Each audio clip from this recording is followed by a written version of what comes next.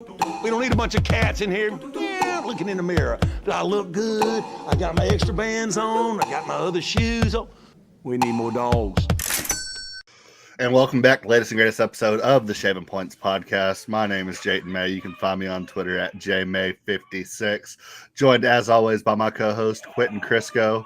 And a very, very special guest tonight to talk Lions with us. We have Mike Payton of A to Z Sports in the NFL. And I apologize for a screaming toddler.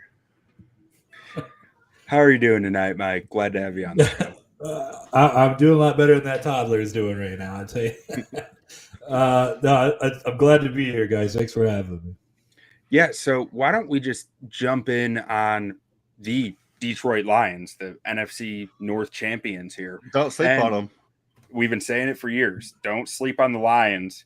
Last year we had to retire it because everyone stopped sleeping on them. And it was kind of – we were right. That's what happened. We were like the first people to listen to some indie band that goes up to number one 3 years later. Pretty much. You guys, but Mike, when you look at this roster, where do you think the strength of this team lies? It's offensive line. They have the best offensive line in the league. I don't think it's too crazy to say that at this point. I don't even think it's close. Not the only one saying. Pro Football Focus had him at number one. Brandon Thorne, who is like an offensive line expert, had them in the only elite tier in the league. They actually got better this year than they were last year. They had Jonah Jackson, who was with the team for a few years, had a Pro Bowl season in 2021, but dealt with some injuries at the end of 2022 and then multiple times this season, including in the playoffs. So they replaced him with Kevin Zeitler, who was a Pro Bowler for the Ravens last year, and that just makes them that much better. I mean, they're very hard to get past. They don't allow a lot of sacks. Penei Sewell, for example, only allowed one sack this year, and that was, the first time he had allowed one since he had only allowed one last year. So he's an unbelievable talent, maybe the best right tackle in the league, and maybe someday he'll be the best left tackle in the league once Taylor Decker moves on. But yeah, it's a spectacular line, and depth is a little bit of a question at the moment. They drafted Giovanni Manu in the 4th round this year, British Columbia, Canadian player from Tonga. He is going to be kind of a red shirt type of player, so I wouldn't expect to see him play a whole lot. But Christian Mahogany, what's that? Does he eat kneecaps? I think everybody on this team eats kneecaps. That's kind of the requirement. No. Yeah, I don't even think you can get on the practice squad without eating one or two. Yeah, you have to. It's part of the whole prerequisite. Deal. So Manu, as a Bears fan, right? I was sitting there during the draft watching in the 4th round. I was like, they took who? British Columbia and got a good chuckle out of it. And a few days later, we're doing our draft recap episode. I go, wait. I got to at least see what this guy looks like if I'm going to have fun with it, right? And then I didn't have fun with it anymore after I saw what he looked like. That dude is massive. Yeah, he's a mountain of a man. And it's really crazy how that all came along. He was just this – everybody was going to look at his teammate, who I believe went to the Packers as an undrafted – or actually he was with the Bears. Theo Benedette was his teammate on the other side of the offensive line at UBC. And everybody was going to see him. And they just noticed this giant kid over here. And then the next thing you know, 17 teams are working him out, and he's becoming, one of these big draft guys that everybody's talking about. And the Lions were the team that made the move. And it's a good thing they did, because there were other teams that were right there was looking to take him. Now, on the Penei Sewell front, I went back and I watched the All-22 from the divisional round, the game against the Buccaneers. And I swear, after watching that, I think Penei Sewell's the best offensive tackle in the NFL, regardless of side. I think, and Trent Williams, he's been the dude in the league for years. I think Penei Sewell might have overtaken him last year with that playoff performance I saw. I'm not sure I've ever seen an offensive lineman take over a football game the way that I saw Penei Sewell take over that football game.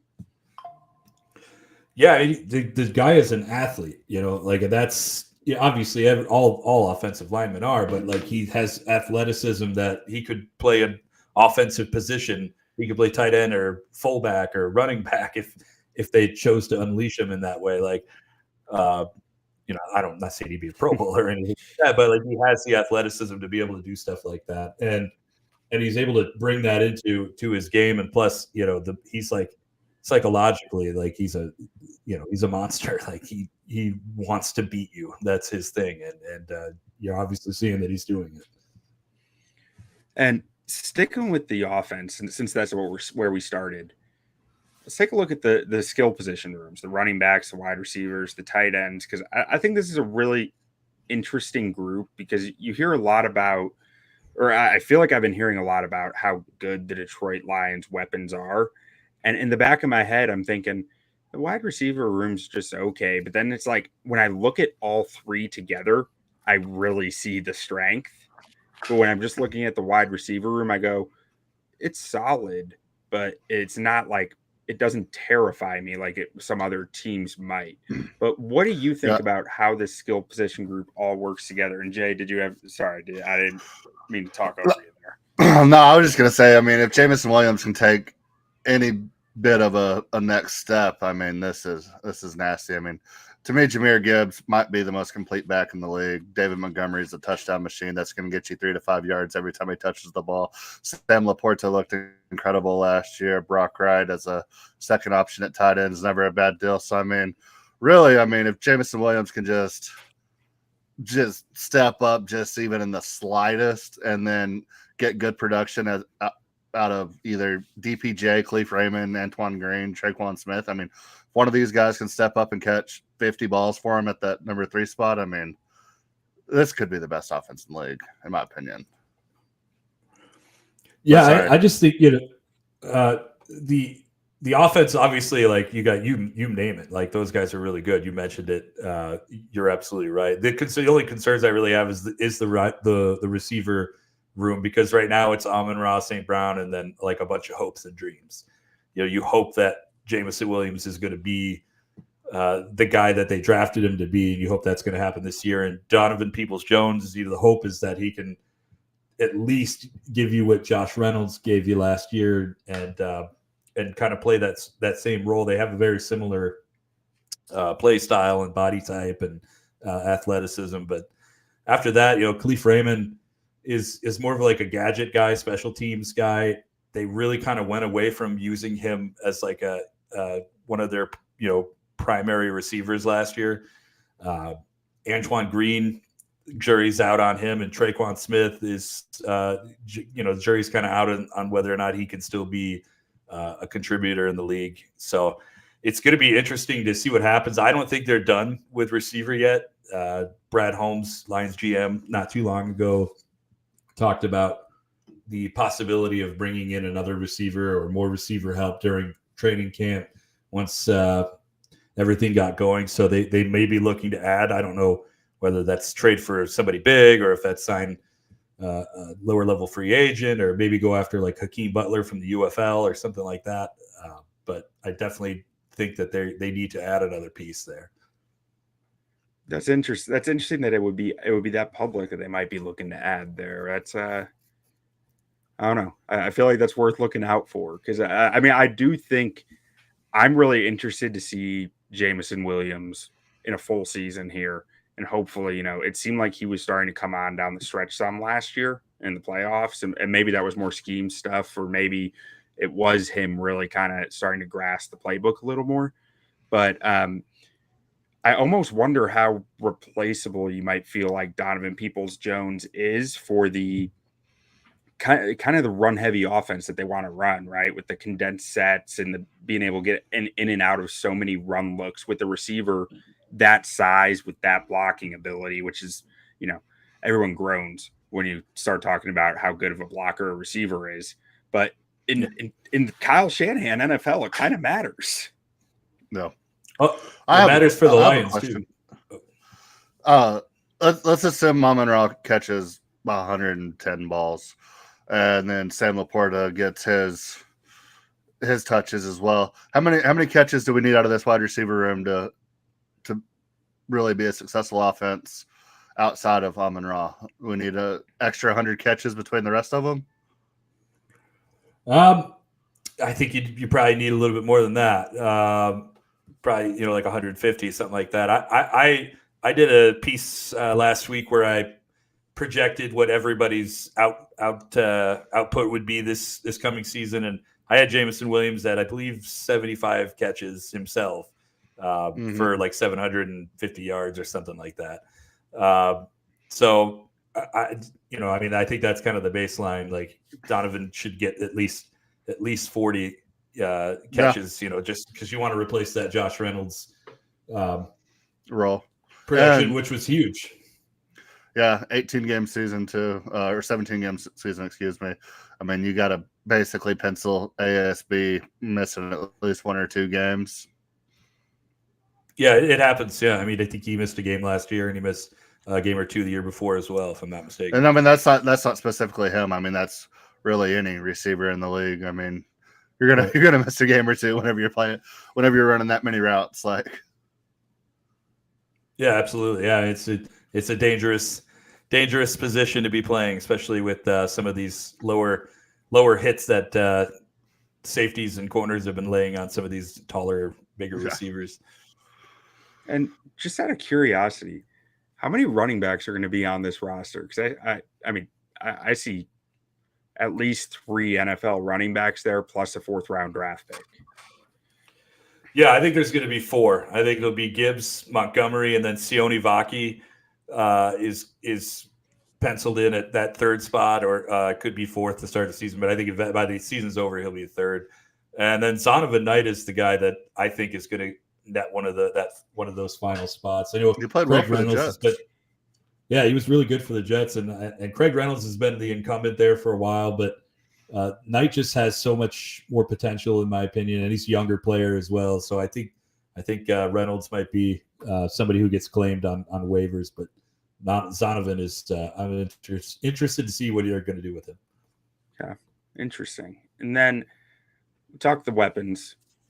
What about the guy who's throwing them the football, Jared Goff? And now, Mike, I just want to get your overarching opinion on Jared Goff, money aside, everything else aside. What are your thoughts about Jared Goff as the Detroit Lions quarterback? He's one of the best quarterbacks in the league. I really don't have a problem saying it anymore. I think he's proved it. He's been top 5 in every passing category that you'd want your quarterback to be in. He's analytically been pretty decent outside of the pressure that he's faced, which I think every quarterback is bad when they face pressure. He does have a problem with that. He does need to fix that. But other than that, I mean, we've seen him be clutch. We've seen him overcome some really bad games. The game against Chicago last year when he had three interceptions, somehow he was able to turn that game around and help the Lions win. So yeah, I think the Lions were absolutely right to pay him what they paid him, and that was something I was personally suggesting at the end of the season after they made the NFC Championship game. So yeah, they got the right guy. It's crazy too, because 3 years ago, we thought this was a bridge and he wasn't going to be here very long. I've been on the Goff wagon for a minute. I loved when they made the trade. I love the assets they got in return. And I was like, and they got their future quarterback. I was like, he's not giving up this job once he gets there. And I was called crazy. But yeah, I love me some Jared Goff. Yeah, he's a great player. Good leader too. Yeah, I think he was a good guy to come in there for building what they wanted to build, right? And really a guy who was going to come in, buy in, and do everything the right kind of way. Now, overall on the offense, like clearly this is going to be one of the better offenses in the league. I think you look at the talent. Anytime you have trench talent like this, I think you're going to be able to run the football, and that's going to create opportunities off of itself, especially when you can pass protect that well, which really opens stuff up for Jared Goff with the play action and the being able to protect him up front. What do you think the Lions offensive scheme, how would you describe it? What it looks like, what they're trying to do from a macro view? Well, they want to establish the run. I mean, that's their big thing. Establish the run to set up the pass, and I mean, you definitely saw that last year. They almost became like I think the 8th team that would have had 2 1,000-yard rushers. It doesn't happen very often. They were 55 yards short of it. So you saw the last year they'd really love to pass, run the ball, and then set up the pass, and it's just really a lot of trick type plays, a lot of fast developing things. They get the ball out fast. They don't like to do the slow developing stuff. So, yeah, run first, set up the pass. That's, I think, the macro version of it. Yeah, and I think they got a good stable of running backs to do that with, some ground and pound with David Montgomery, and then some more lightning in the pan with Jahmyr Gibbs. How do you see that snap share kind of splitting this year after, Gibbs kind of really coming on strong towards the end of last year?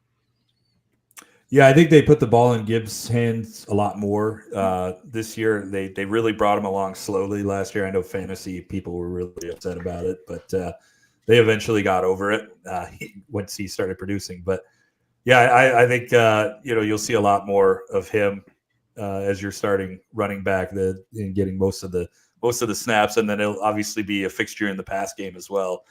And then Montgomery will still obviously be a big part of this team. So I think you'll definitely see him get a lot of carries. And the interesting thing is what they're going to do with Sione Vaki and how much he's actually going to run the ball. And I think he'll be a guy that takes passes out of the backfield, a lot of screens, a lot of stuff like that. So it's going to be interesting to see what they do. Yeah, and so with Vaki,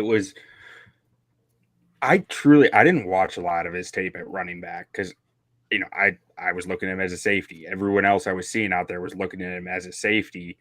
And the Lions saw him as a running back. And I think a lot of the consensus kind of coming out of the draft was, yeah, that was probably the right answer. But everyone was looking at him as a safety. What do you know about his ability as a running back that makes him kind of stand out a little bit there? Well, he's really fast, very fluid, really good acceleration. Like he could bust through the holes, and when he gets in space, he could be dangerous. And he definitely is somebody who can get open a lot too. They saw that a lot at Utah. But I think the big thing that they really saw out of him was special teams and what he can do there. They Brad Holmes called him the best special teams player in the draft. And so I think that they're really going to be leaning more on his special teams ability early on, and then obviously running back. But they didn't rule out safety. It's not like he'll never do that. But they're certainly looking at him more as an offensive player. Okay, interesting. And I do have to say, as a Bears fan, David Montgomery needs to be your primary running back against the Packers because that man saves a different gear for playing Green Bay. Yeah. Yeah, we saw that last year. Yeah, it's wild. That's why I said in the North. He just suddenly becomes untackleable. Yeah, I hate to take a shot at the Bears. I mean, I don't hate it that much, but he was talking about after the Bears. Okay, it was funny after he had such a good game against the Packers in Lambeau. He talked about how it was nice to actually beat the Packers. It's something the Bears just don't do. Yeah, I've been waiting for it for years. I've seen it 2-3 times in the last 15 years. It's hard times. Don't worry, we don't do the Packers either. I mean, the Lions had not won in Lambeau for 30 years, and they finally did it in 2016, and now it's they do it every now and again. But yeah, I know your pain. Yeah, and then I just gotta say before we move on to defense, Jahmyr Gibbs is such a freaking dog as a pass blocker, and no one would have mentioned that because why would you talk about his pass blocking ability when he has all these other things? But this man is out here putting defenders on their backs in pass pro, and I can't get enough of it. I love Jahmyr Gibbs. You mentioned the 49ers and Kyle Shanahan thinking that blocking is important. Well, the Lions have that same type of mentality here. They call it no block, no rock. So if you don't block, you're not getting the ball. So everybody's throwing down blocks, and you'll see it from JMO and from Jameer and everybody. If you don't block, you don't get the ball. I like that. No block, no rock. Goff needs to get out there and get his hands on somebody then. No. Goff, I think I have seen Goff try to throw a block like 2 years ago, and it was horrible. It was like cringeworthy. But the want to was there, right? Yeah, the want to is there. Get the backup in there and let him run the lead. Yeah. Hendon Hooker can block all day long. That's fine.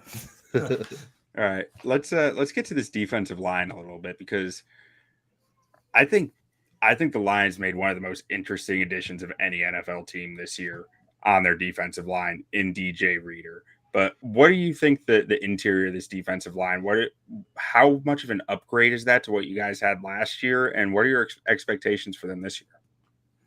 Oh, it's a huge upgrade, because last year they had Benito Jones and Isaiah Buggs and Quentin Bohanna. Like they kept cycling through Tyson Alulu. They kept cycling through a bunch of different guys, trying to find somebody that would work next to McNeil. And Alulu, at 36 years old, was like the best they could do. And he's not on an NFL roster today. So that tells you just how bad it was. But DJ Reader is an instant upgrade. I think he's one of the best nose tackles in the league. And he's so big, and he's a guy that is a space eater. So he's gonna bring along 2 defensive linemen with him every time that he's out there. And that's gonna help the Lions pass rush, which struggled a lot last year. They did not get to the quarterback as much as people thought they might be able to until much later in the season, when they started changing things up and doing like safety blitzes and things of that nature. But yeah, it's a huge upgrade and huge need. And McNeil and Reader together is a really great duo. And I'm interested to see how it's going to affect the pass rush more so than stopping the run, which I think, we already know that they can do that. Yeah, well, even from the stop the run standpoint, like something that I keep thinking about when I was watching their defensive tape was, man, their linebackers come downhill hard, and sometimes they pay for it on play action. And I think a player like DJ Reader can really help that, because your linebackers don't have to be as aggressive downhill on any play fake. They can kind of read it out a little more and be a little less reactive and stick in the coverage a bit longer, even if that's, a half a second. That's all it takes sometimes. Yeah, I mean, definitely. Alex Anzalone is going to love trying to run between those two guys. Like you said, he's a cannonball through the offensive line, trying to come through, and it's going to help the corners as well and the safeties, because now they don't.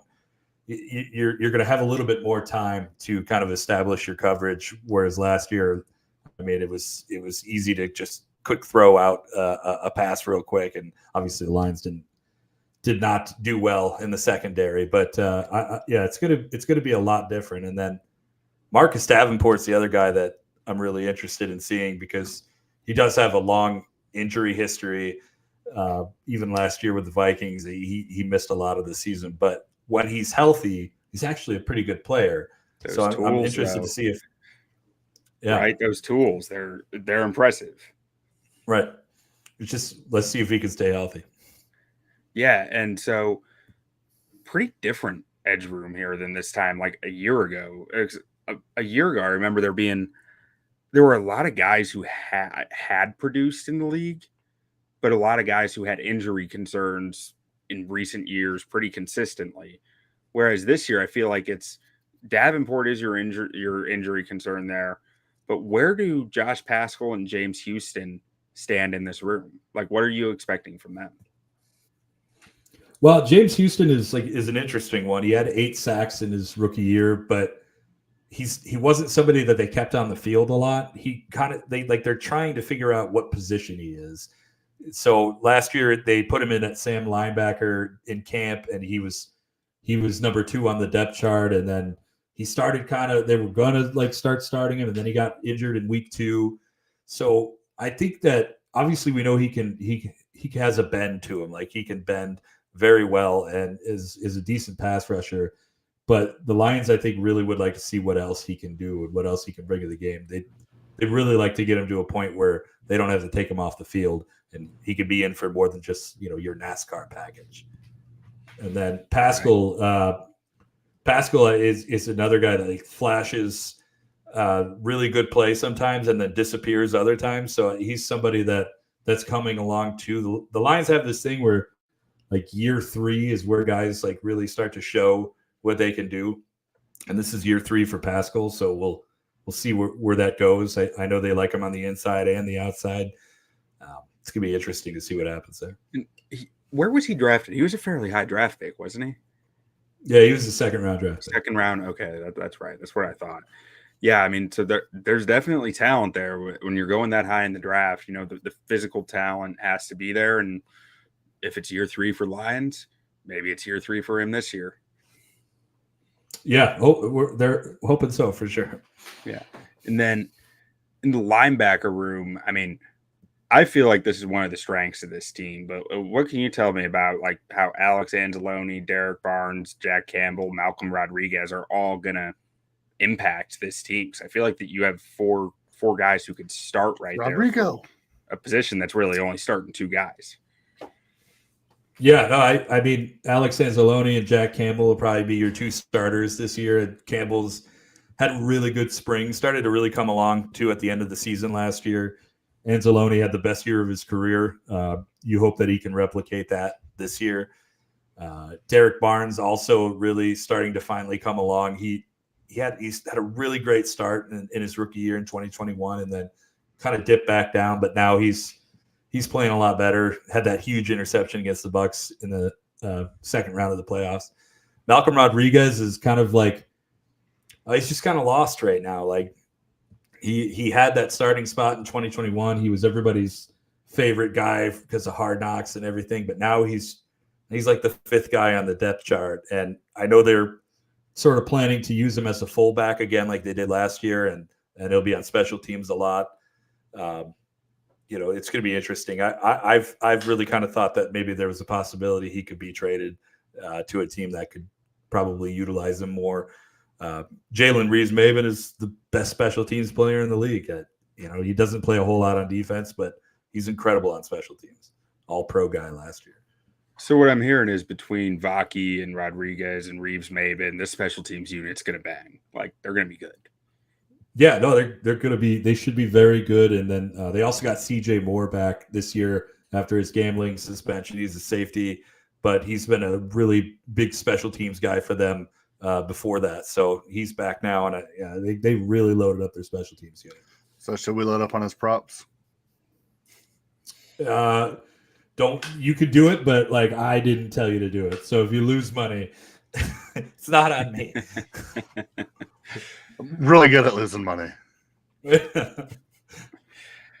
And then looking at the defensive back room, I think this is probably the big. You mentioned it earlier. This is probably the bigger question on the team, the cornerback room.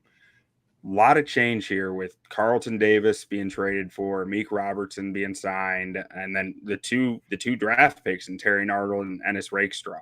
How is this all going to kind of play out within the defensive backfield here, as far as who's starting, who's on the bench, who's maybe the nickel in a dime package? How do you see this all happening?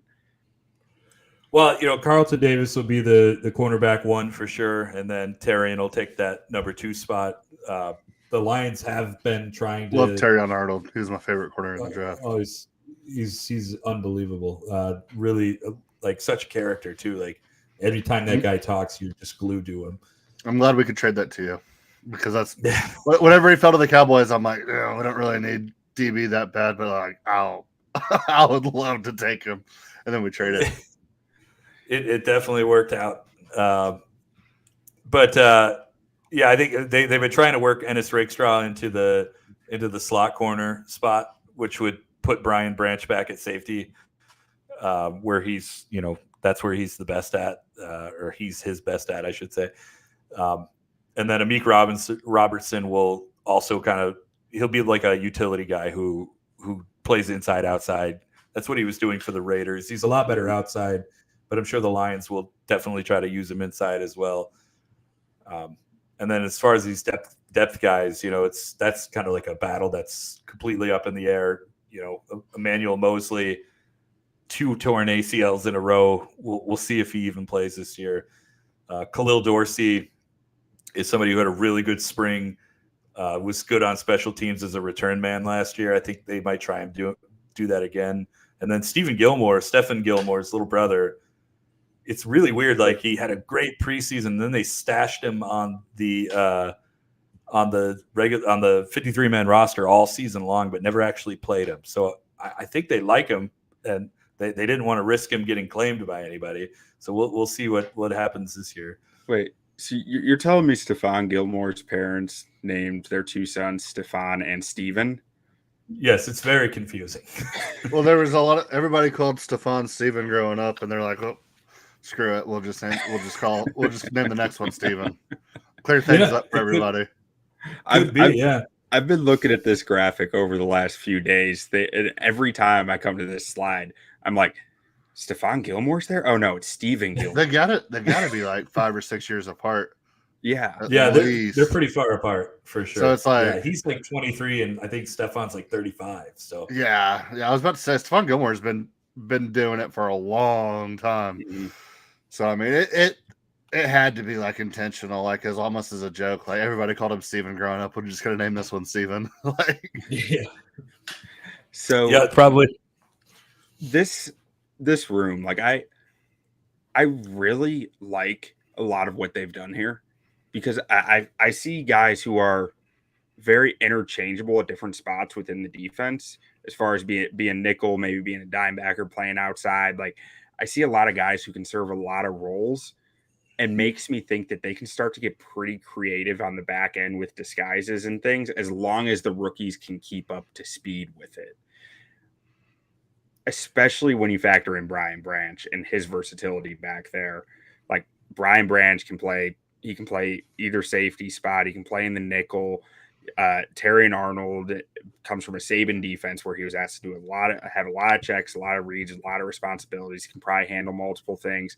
Ennis Rakestraw, I believe, may have played the star position at Mizzou, which is, has a lot of different responsibilities within it. I'm not 100% sure on that, though. And like you said, Amik Robertson has experience inside, outside, and I'm not sure. I believe Carlton Davis might have some inside, outside experience as well, and comes from Todd Bowles' defense, where you're asked to do all sorts of different disguises and looks. What do you think they're going to be looking at doing on the back end of this defense? I think you're going to see a lot of rotation. I think, especially in the safety area, I think all 3 of those guys are going to be rotating constantly. And then, CJ Moore and Brandon Joseph will probably get some reps as well in the regular season. But I think there'll be some 3 safety type sets as well. I think they're going to do a lot. I mean, there's so much that they could do, like you said, with these guys that are interchangeable and can play pretty much any position in the secondary. So there's going to be a lot of interesting looks, but definitely a lot of rotation. All right, so let's take a look at on your sheet. I just love that you had on the running backs the Vaku. You're like, oh, he might be a safety. Vaki, he might be a safety. And on the safety, he's like, well, he might be a running back. Yeah, I love he got it both times. You got to be consistent. Just a quick thought. I just saw that. I just laughed. I was like, when I made this graphic, I wasn't sure where they were going to play him, so I was just like, okay, well, it's one or the other. Yeah, I just thought that was funny. All right, so overall on the defense, like, what are your expectations for this unit this year? Well, last year they were, a lot better than I think people gave them credit for. They were 13th in DVOA. They allowed the 12th fewest yards, and I think if they could get that secondary to start playing a lot better football, I think you're looking at a potential top 10 defense here with their ability to stop the run. Was, I think, the second best team last year in stopping the run. So it really is just going to depend on, and did they fix the secondary? And if they did, then yes, this is going to be Aiden Hutchinson, Defensive Player of the Year. I mean, that's such a big, That's such a big thing. Like, it's possible, he led the league in pressures last year. Led the league in pressures, and if you get a little bit better corner help, like quarterback holds the ball for like 0.3 more seconds, like he's getting home.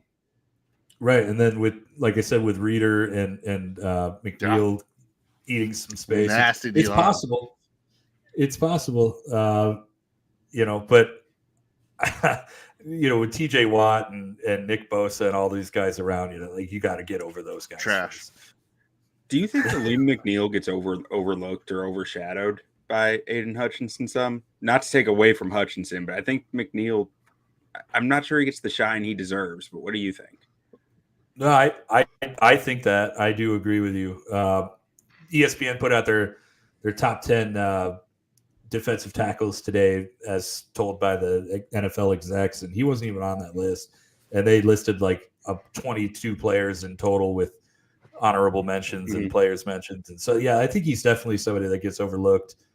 He had a pretty solid season last year. He's like the 8th highest graded defensive tackle in the league from Pro Football Focus. Weren't the splits between him like healthy and then the games he missed just like outrageous against the run? Yeah, pretty much. Things definitely changed when he wasn't there, for sure. Well, he's a guy who really changed his body type in recent years, didn't he? Because correct me if I'm wrong, I thought he came in the league as like a pretty hefty nose tackle and slimmed down into more of a to get more pass rush juice out of his frame, and has really kind of been able to keep up some of that power though from being the nose tackle. Yeah, I think he lost I think it was like 30 pounds or something like that.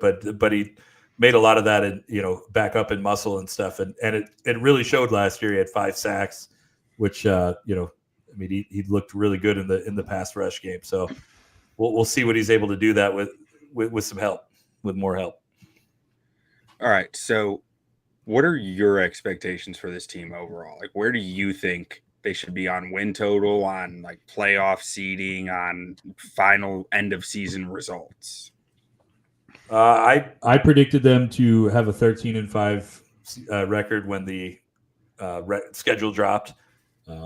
They get a lot of help from not having to play any outdoor games. They have one outdoor game that could be in the winter elements, and that's against the Bears, I think, a little later in the season.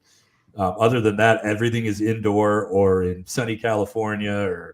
That is where they play their best, is indoor football or in good weather. So this is an opportunity to take advantage of that. And I think they have one of the best rosters in the league, and I think they got even better over the summer. So 13-4 is what I went with, and I think they're Super Bowl bound. What do we have on that, Q? Let's see. I've got them going 12-5, and you've got them going 12-5. All on the same page. Yeah. Yeah, I love this team. I love Jared Goff. Like I said, I think Jahmyr Gibbs is the most complete running back in the NFL.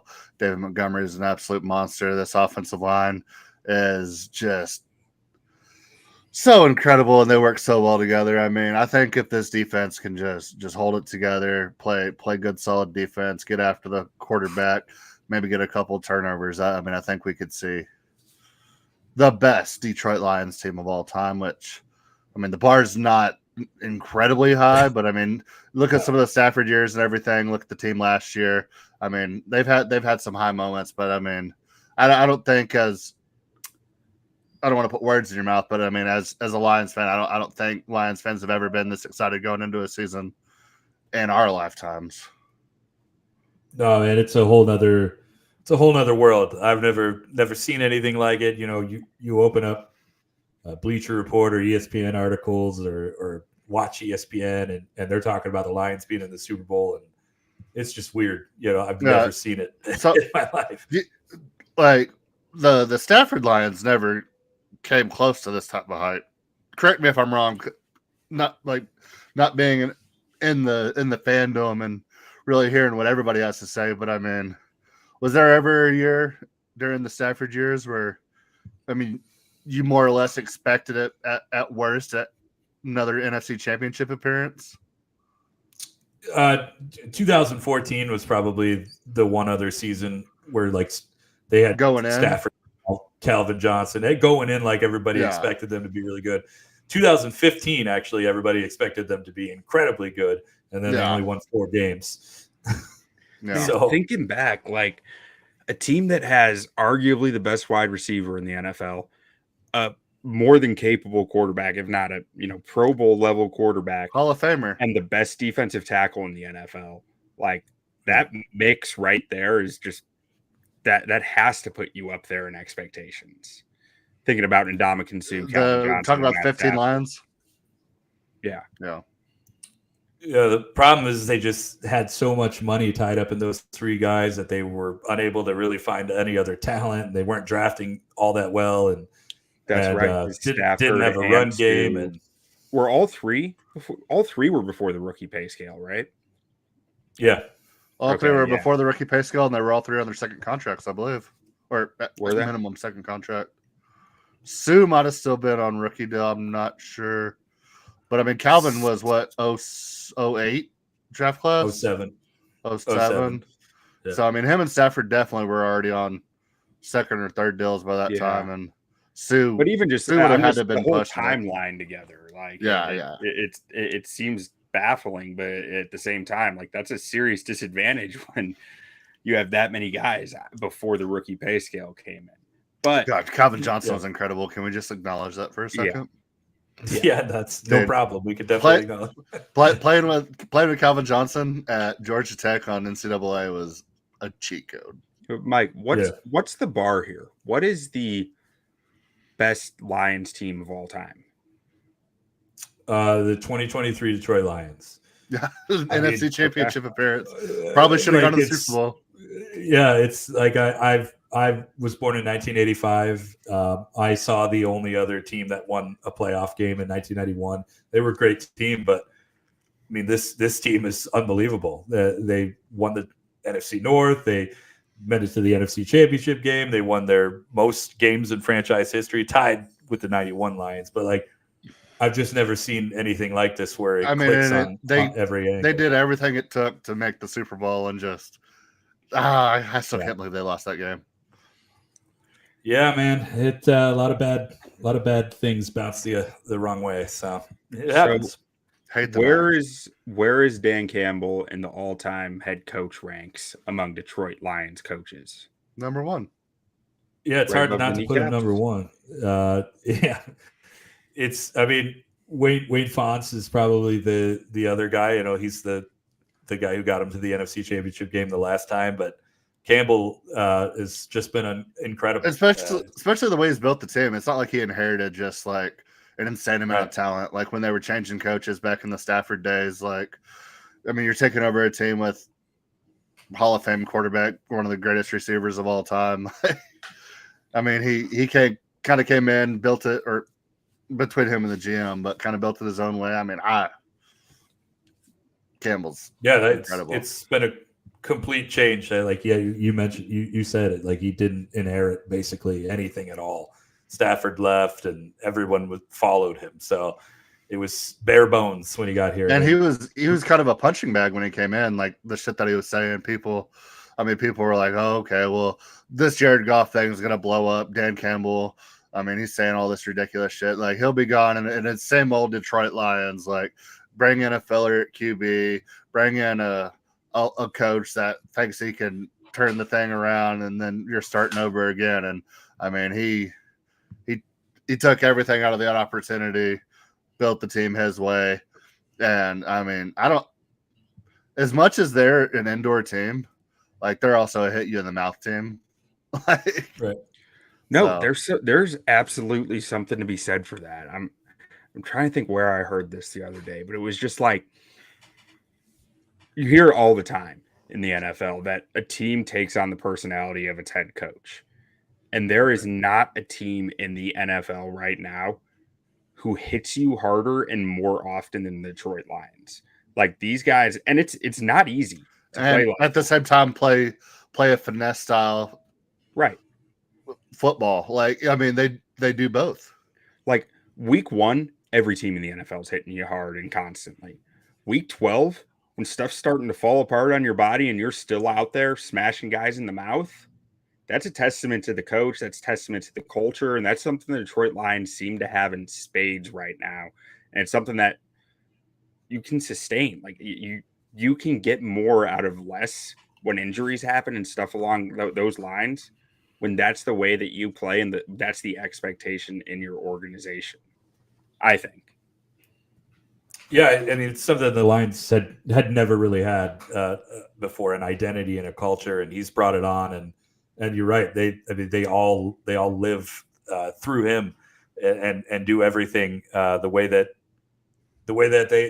they set up, and that's why they only draft players that fit their culture, and they're willing to pass on good players that don't. So yeah, draft the pick. Penei Sewell was.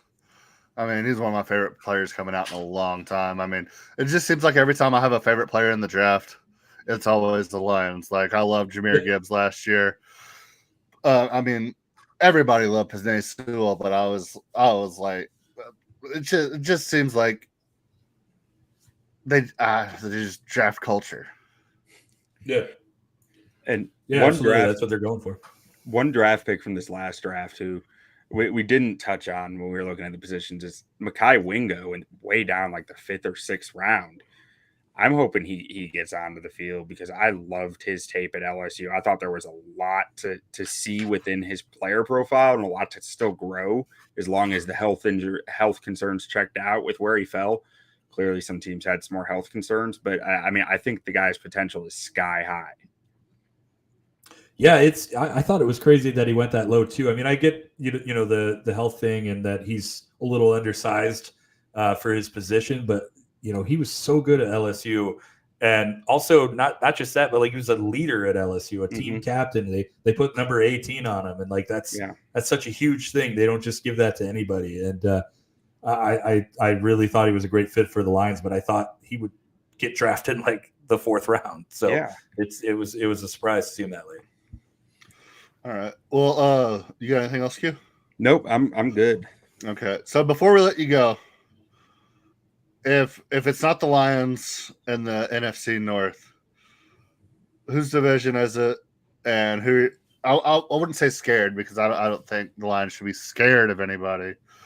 But what worries you the most about the other teams in this division before we get into the rest of our division talk?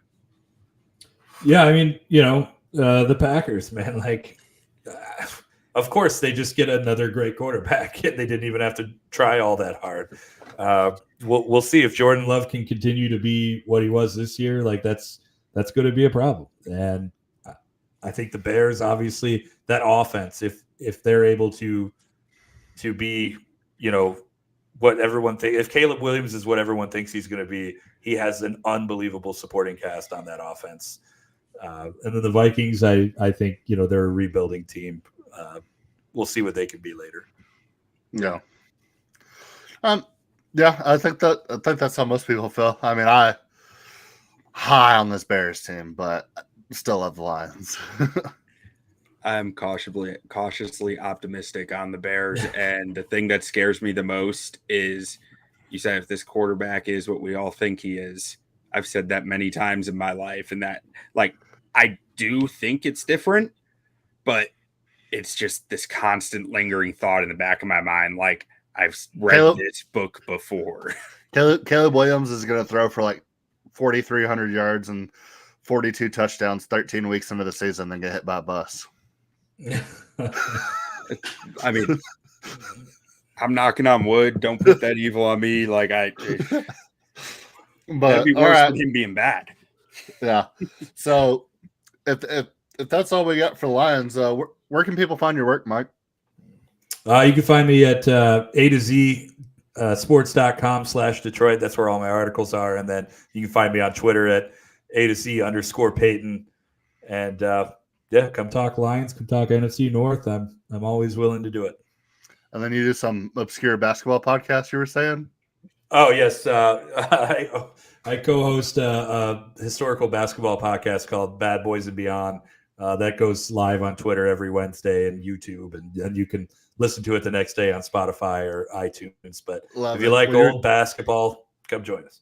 Yeah, whenever we were talking about it before we got on, I was like, yeah, it sounds like something I could listen to, especially in my work day where I'm podcast basically 8 hours a day. So I have to throw it in the rotation.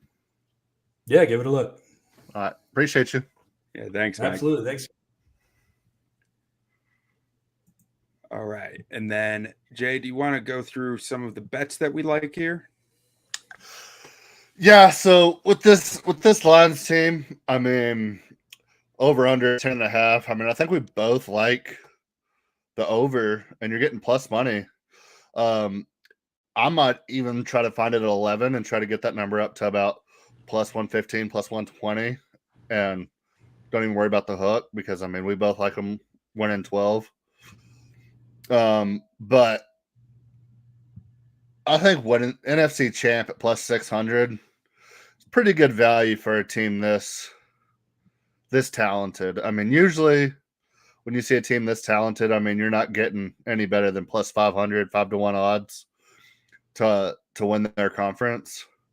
So, I mean, I think it's 6-1 with the talent on this team, the offensive line, skill position players, what should be an improved defense on a team that went to the NFC Championship last year. I kind of like that 6-1 NFC champs.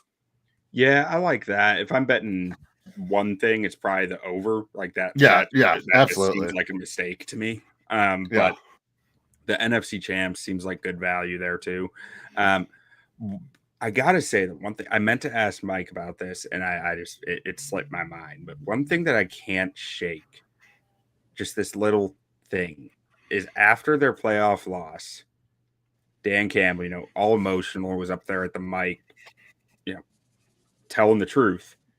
That's what the man does. Of him saying we missed our best shot, and just saying it only gets harder from here. Yeah, I think that was more in reference now, and it's only going to get harder. And like I don't think that means that they're going to get worse, but like I just we're not sneaking up on anybody. But that moment when he said that, like I think when he said we missed our best shot, it was more in reference to they played about as perfect as you could play for 2.5 quarters. Yeah. To make the Super Bowl and then lost. Like, how often do you go into a game plan, everything goes to plan, you take a giant lead to make the Super Bowl? I think that's what I thought it was more in reference to rather than the season in totality, but I mean, I could be wrong. I thought it was both. I thought it was like, we had it, but also like this shit's only going to get harder next year. Yeah. Like, and him kind of trying to prepare his players for that, which I think this roster is probably hardened enough that they can take that and work with it. But it just, I don't know. There's just something about that statement that I just can't quite shake. And like, I don't think it means they're going to get worse or anything, but it's just different. You don't see that. You don't see a coach saying that very often. And I love it, but like it's, you feel it a little more. Absolutely. Yeah. And then so we'll pull up our schedule predictions here just for a brief moment. As soon as I get the screen share up. Yeah, I gotta run. I'll be right back. If you want to just kind of break it down just for a second, you don't have to go one by one or nothing. Yeah. So, I mean, the big one that we're split on is Cowboys Lions in week 6. I've got the Lions winning that. Jay's got the Cowboys. For me, I think this is a huge game for the Lions because of the way last year's closed out. And I think the Lions are going to win this game hell or high water. Jay's got the Cowboys. I mean, it is in Dallas, and the Cowboys are still a good team. So it's I think it's going to be a very close game, but I think the Lions are going to find a way to just win that one.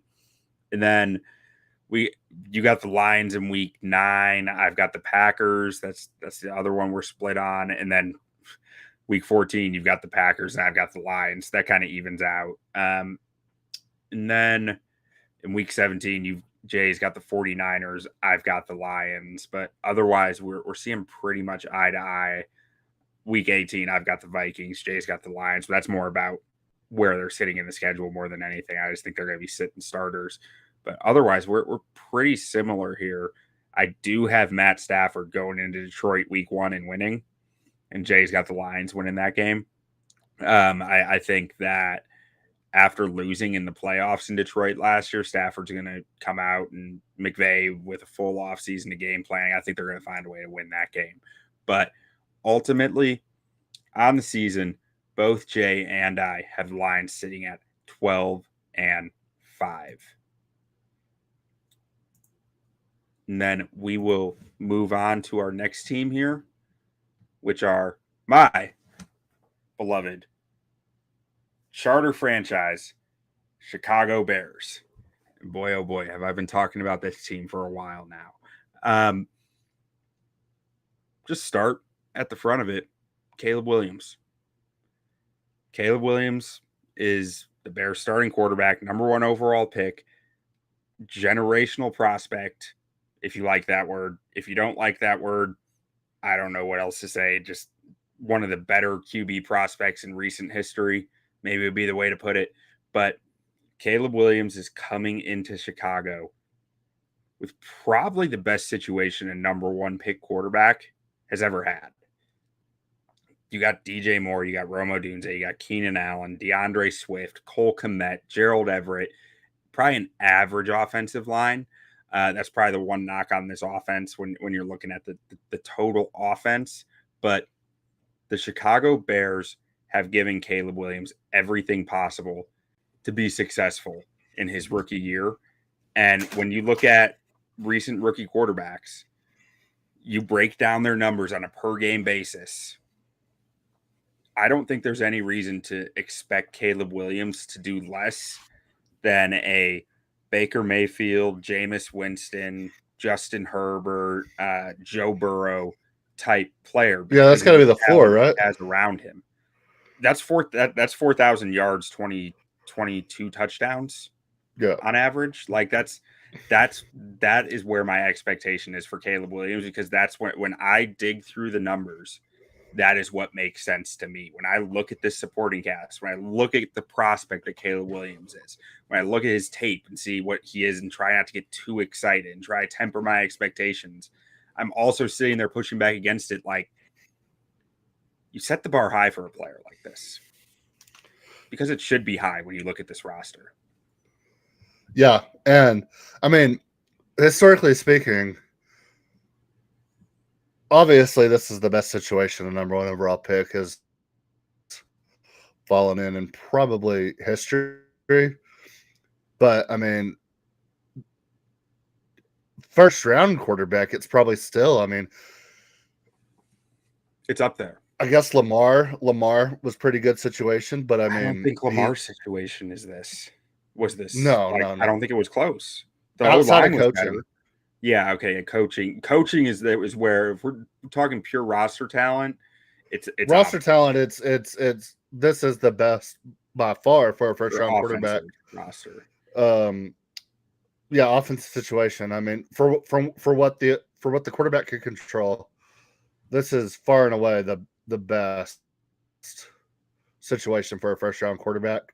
And I mean, you've had some quarterbacks in later rounds win the job, but still, I mean, I can't think of a day 1 starter in the history of the NFL that walked into a better situation offensively for weapons around him, set up for success for what he can control. The defense could go out there and give up 40 a game, but I don't think that's going to happen. But as far as what Caleb Williams can do and what he's in control of, I mean, this is, you expect greatness. Yeah. I do. I mean, so I can pull up my projections here. So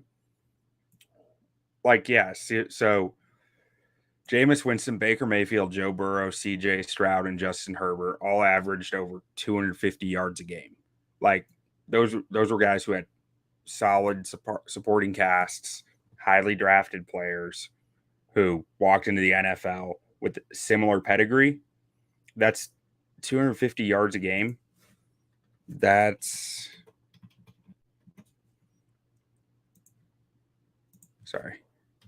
times, not plus, 4,250 yards across 17 games. Like 4,000 yards should be on the table here, as far as that's never happened before, has it?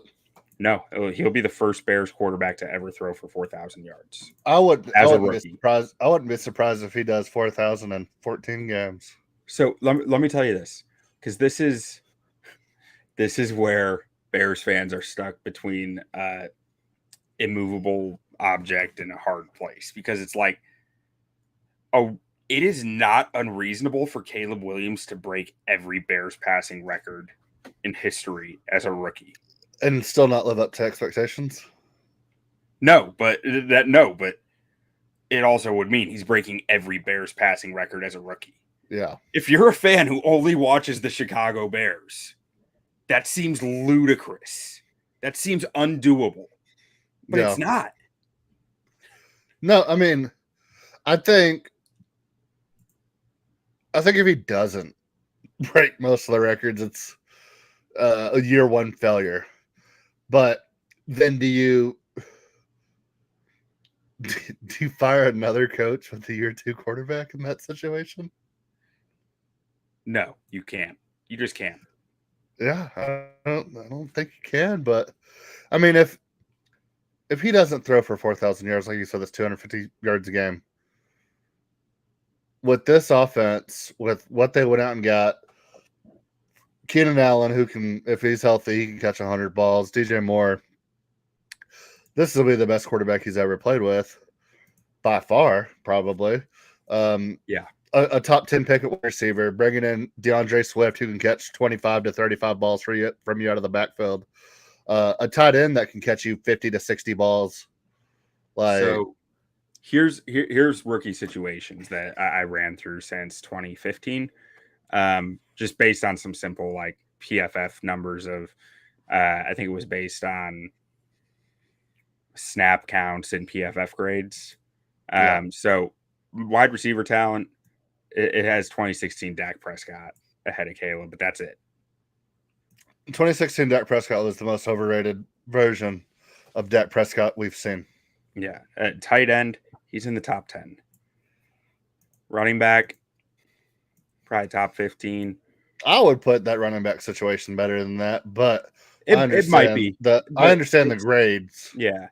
Interior O-line, middle of the pack, offensive tackle, right around middle of the pack. Like this list goes down pretty far. So I know it looks like the bottom at first. So the average across those, he's got the 8th best situation for a rookie quarterback since 2015.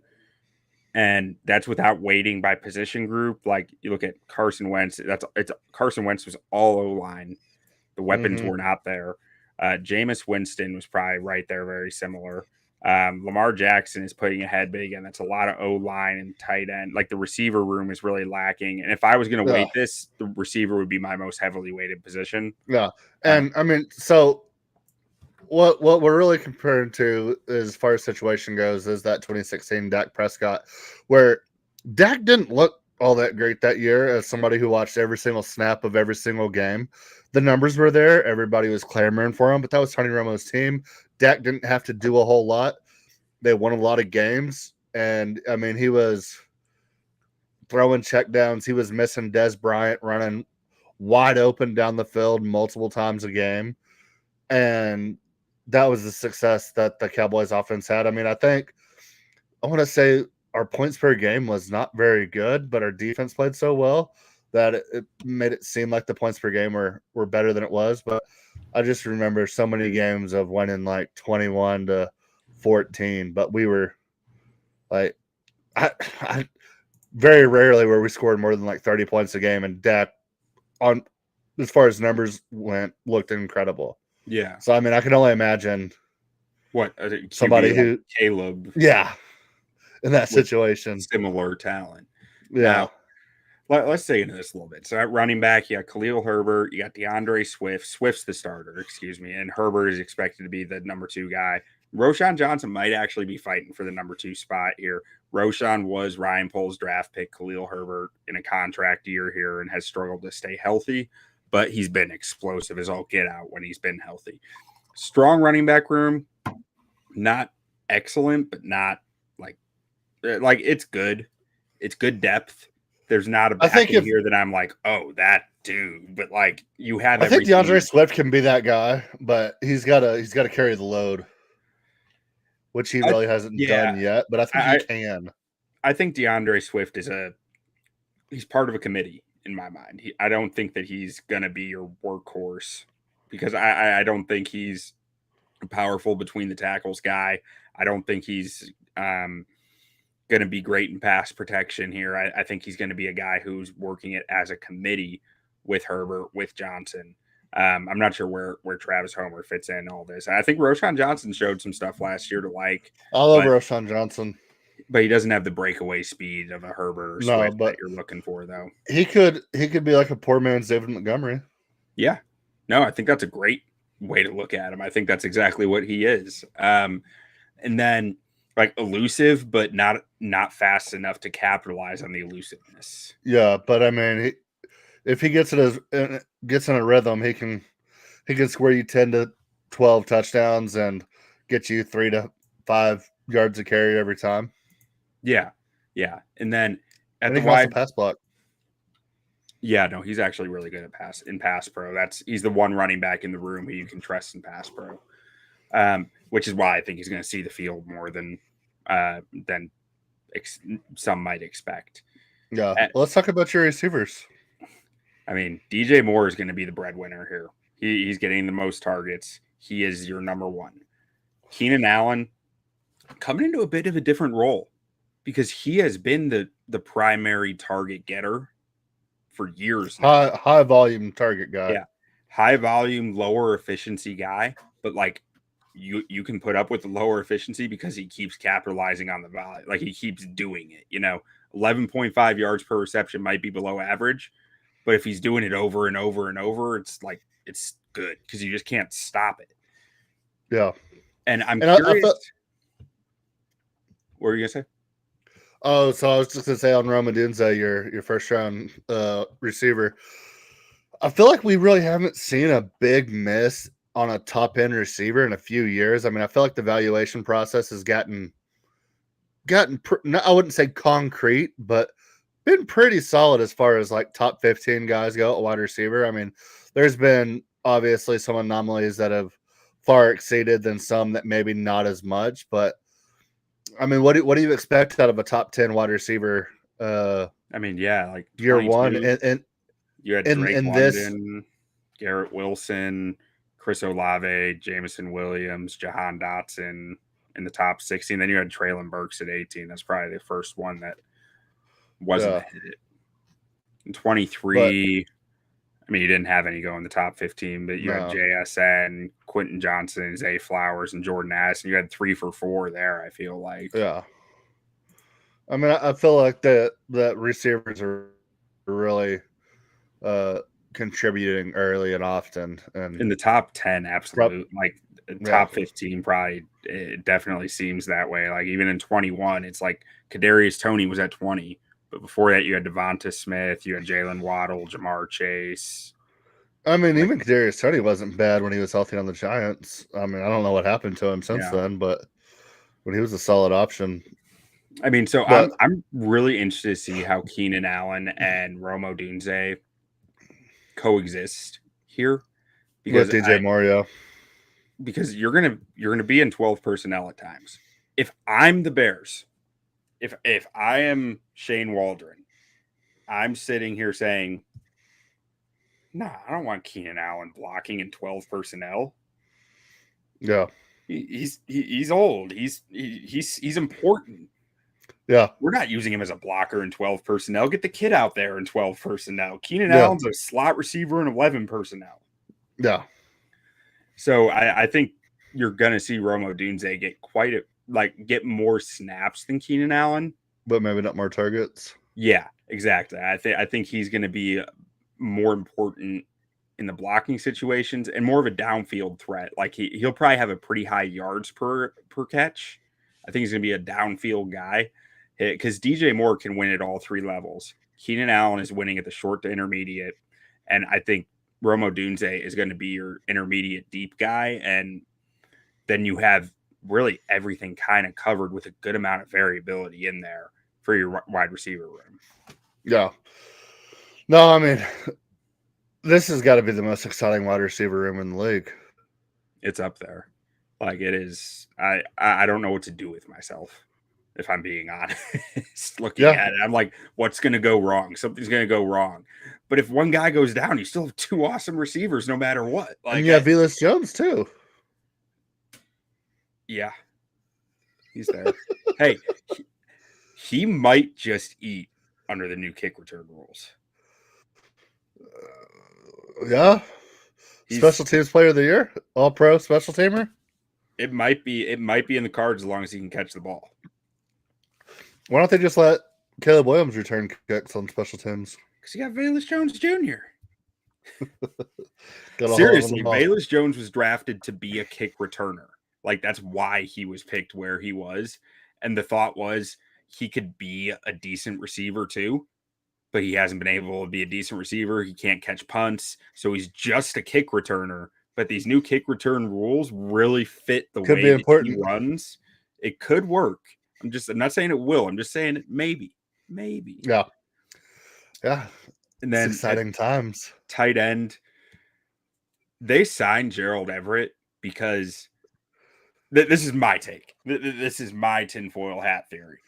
The Bears signed Gerald Everett because the wide receiver free agent market. Allen. What? They wanted Keenan Allen to have a friend? No, not even. But hey, it works out. They're buddies.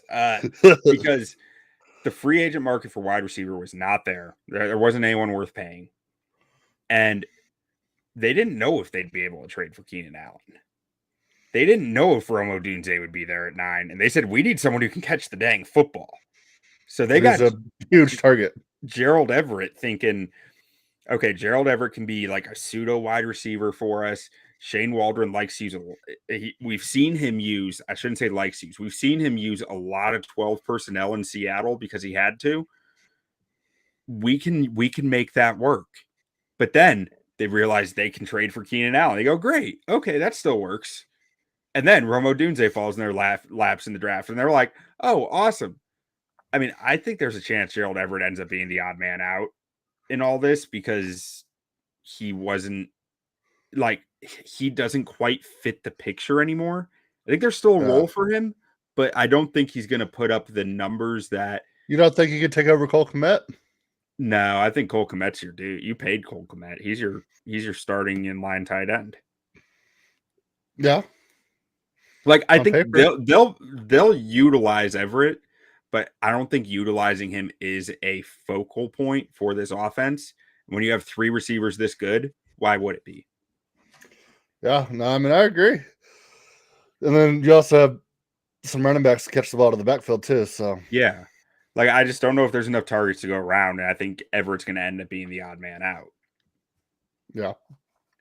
And then on the O line, I mean, Darnell Wright, that's my dude. Like, I loved watching him play last year. If you haven't followed my work over at ontapsportsnet.com, like I graded every Bears offensive line snap last year, and Darnell Wright came in like the 3rd best offensive lineman on the team, but as a rookie who played 4 or 5 games with his right arm pretty much tied behind his back because of a shoulder injury, like he was serviceable against Max Crosby with one arm. I feel really good about Darnell Wright's future. That's a dude. That's a football player right there. When you're telling me a guy can find a way to win when he's severely handicapped like that against elite talent, that is the definition of offensive line to me, that you just find a way to win. Like, I love Darnell Wright. I hope he is a long, long, long time Bear because his future is very bright. Braxton Jones, I am not as sure about. So Braxton was a 5th round pick 2 seasons ago. Last year was his 2nd season. First game of the year, he looked awesome. He was kicking ass against Green Bay. But then a few weeks later, I mean, he plays the next 2 games, or the next game, okay, gets a neck injury, misses like 5 games, comes back, doesn't look the same. I'm not sure what to expect because of that neck injury. He looked like he had limited mobility out there, limited ability to turn. He was kind of moving like a refrigerator, like a robot, like Michael Keaton Batman. He was Michael Keaton Batman. So if he gets that flexibility, that movability back, I think there can be a future there. There is stuff to fix still, though. Like his mobility, his athleticism is really impressive when he's right. He's got some of the longest arms in football. Like he can make significant first contact pretty consistently when he's focused on it. The issue is he's not always focused on it. He lets guys get into his chest, and his anchor is not there. Like he can't really stop it once a guy's in his chest. He's just going backwards. I don't. I have a question. Yeah, is Tevin Jenkins at right tackle just completely out of the question now? Yeah, he's one of the best guards in football. I know. I mean, that was kind of what we were saying about Tyler Smith on the Cowboys, though. It's like all-pro guard last year, but then Tyron Smith moves on. It's like, well, is he going to move to tackle or not? And then they end up going to get another guy. No, but with Tevin, the back injuries, the neck injuries, he's not as mobile as he used to be. I don't think that he is. I don't think tackle's just in his cards anymore.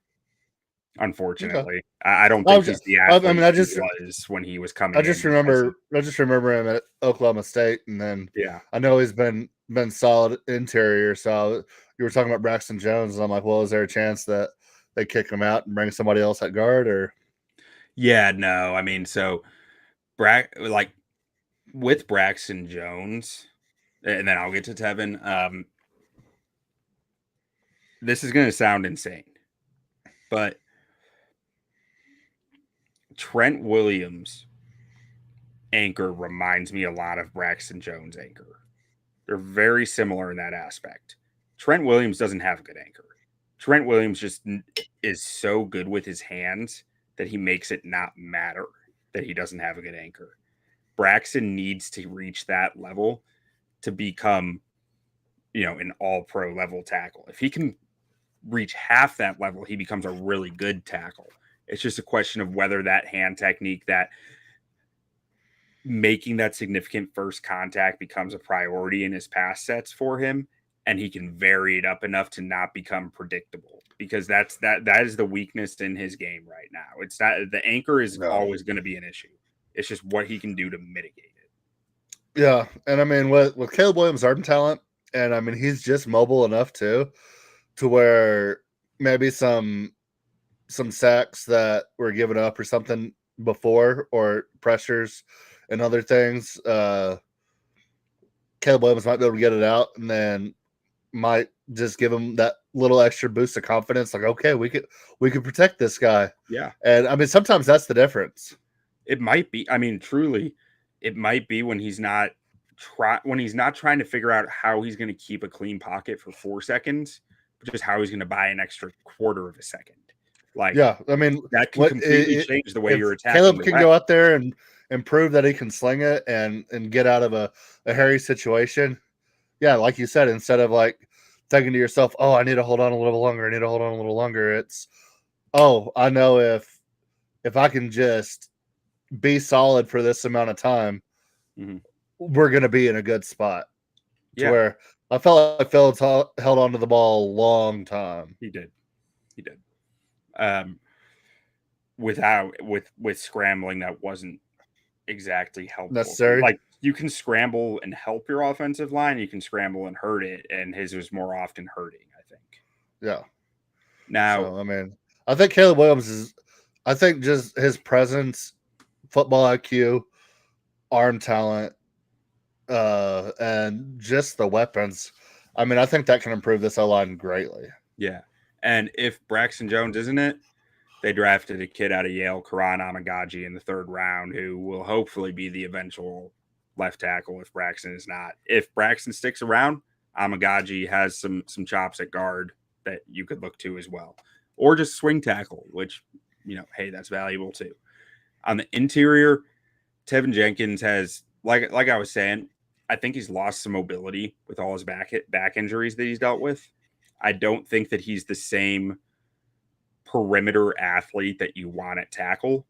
anymore. So I just don't think tackle's in the cards for him anymore. He's a guard, and I truly believe he played at an all-pro level last year when he was on the field. He covered up a lot of blemishes on that O-line last year at center, most notably. And I really think he is about to have a monster season because this is a contract year for him. And when you're talking about a guy who has had multiple back injuries and neck injuries, this might be his only contract, his only real non-rookie pay scale contract. I think he's gonna be all out on making that money. I don't know if I want the Bears to pay him.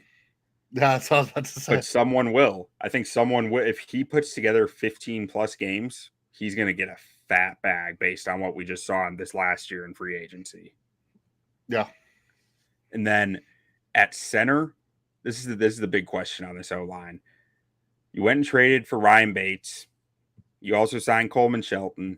Ryan Bates was expected to be the starter. I think Coleman Shelton is the better center based on the tape that I've watched between the two players. Look at Bates from Atlanta. No, Buffalo. Yeah. He barely played last year, but 2 years ago he played quite a bit. The Bears tried to sign him like 2 years ago on a restricted tender. Yeah, no, seriously, they just love him. They tried to sign him 2 years ago as a restricted free agent. The Bills matched it, so he stayed with the Bills, and then he started for a year, then got benched, and the Bears traded for him. Solid.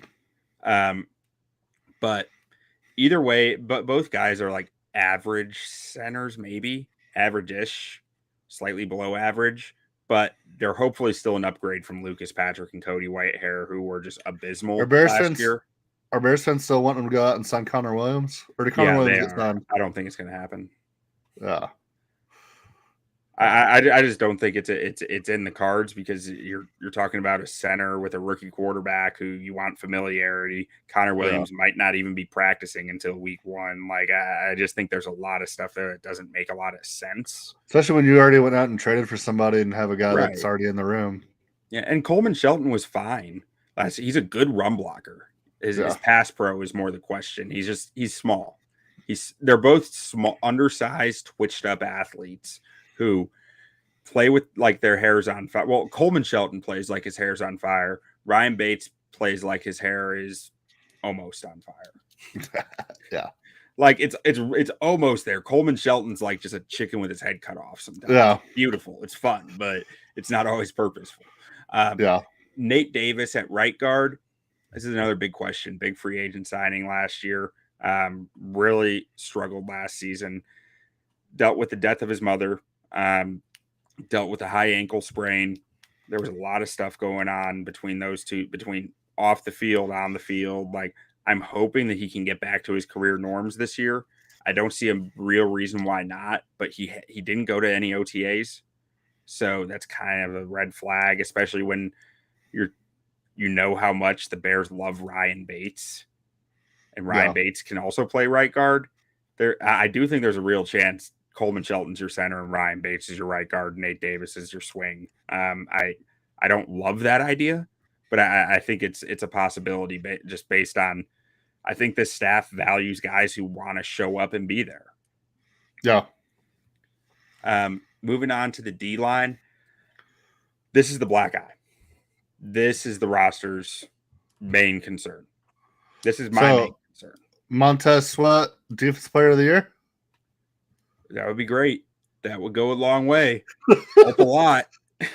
So I just asked that about the best edge rusher for every team in the NFC North. They all got a shot.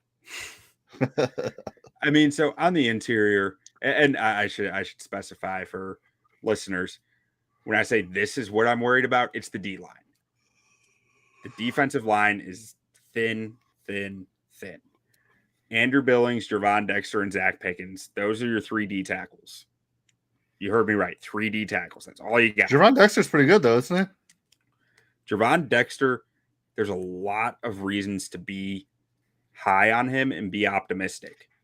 But his run defense was utterly abysmal down the stretch last year. Like utterly abysmal. Luckily, nobody runs the ball in that division. Yeah, right. Exactly. Andrew Billings can cover a lot on the run. He's like 350 pounds. It's 6 feet tall. He's just built like a Oompa Loompa, but 6 feet tall. It's awesome. Andrew Billings is actually, he's probably one of the most fun players on this roster. This dude has like a 92nd percentile broad jump, and he's just like short, squatty, and wide. It's a hysterical combo, but the dude is an awesome football player. Javon Dexter, a lot of power at the hips. Yeah, whole lot. Javon Dexter, I think there's a lot of reason to be optimistic about his pass rush. Basically, what happened with Dexter, very raw football player, very strong football player.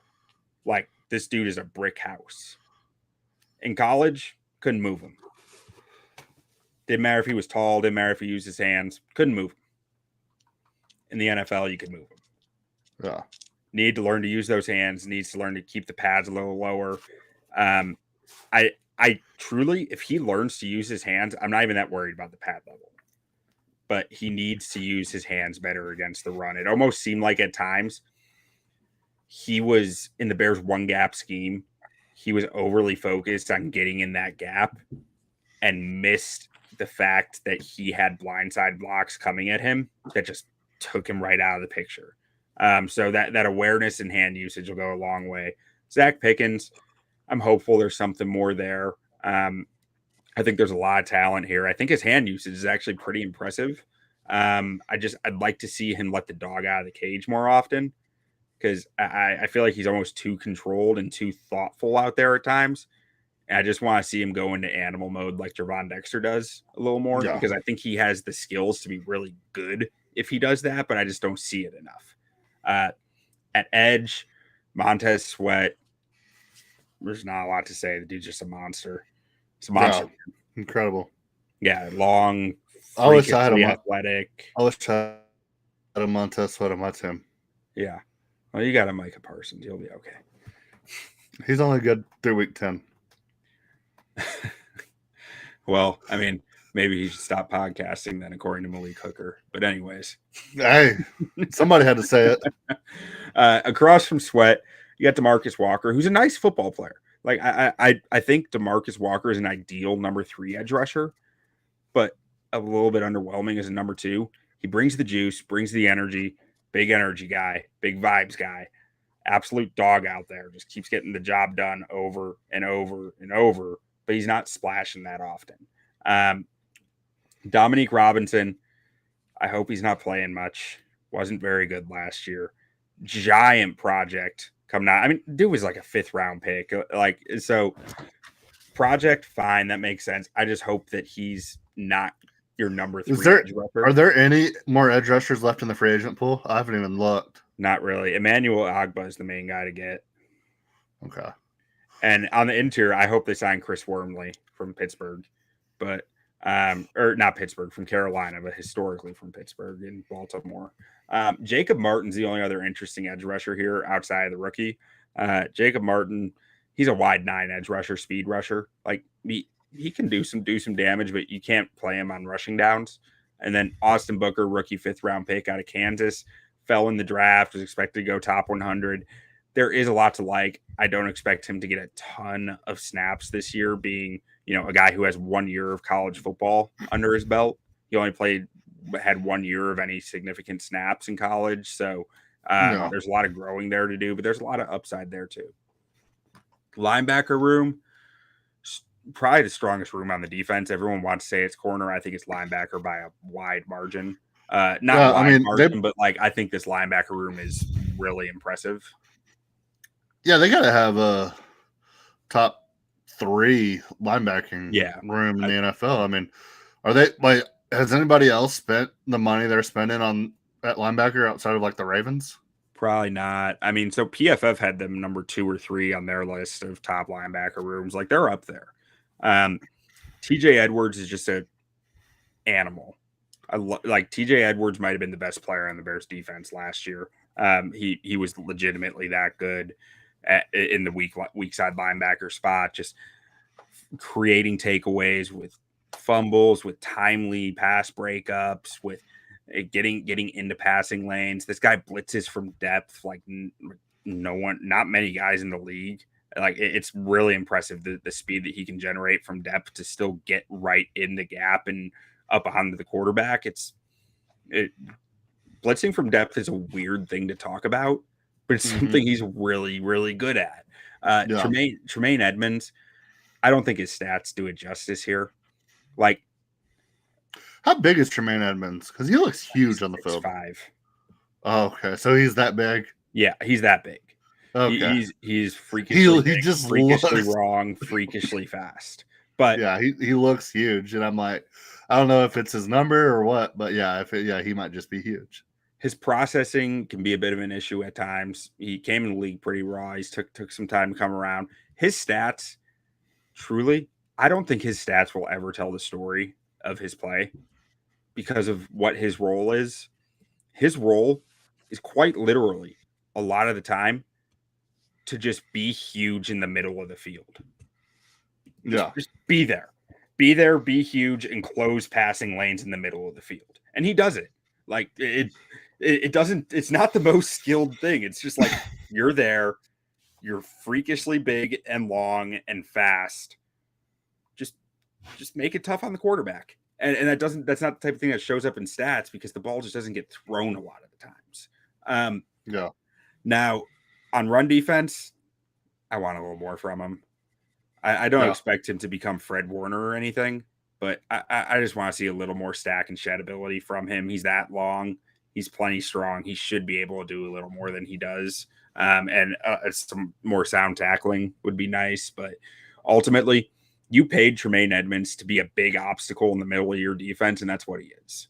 Like, I can't say I'm disappointed in it necessarily. And Jackie Sanborn, this statue is being built outside Soldier Field already. Since his first game as an undrafted free agent, the local kid made good. And this dude can play football, man. He's just instinctive. He flies around, lays the wood on people, man, just knocks them. You're not a Bears fan if you don't love Jack Sanborn. Yeah.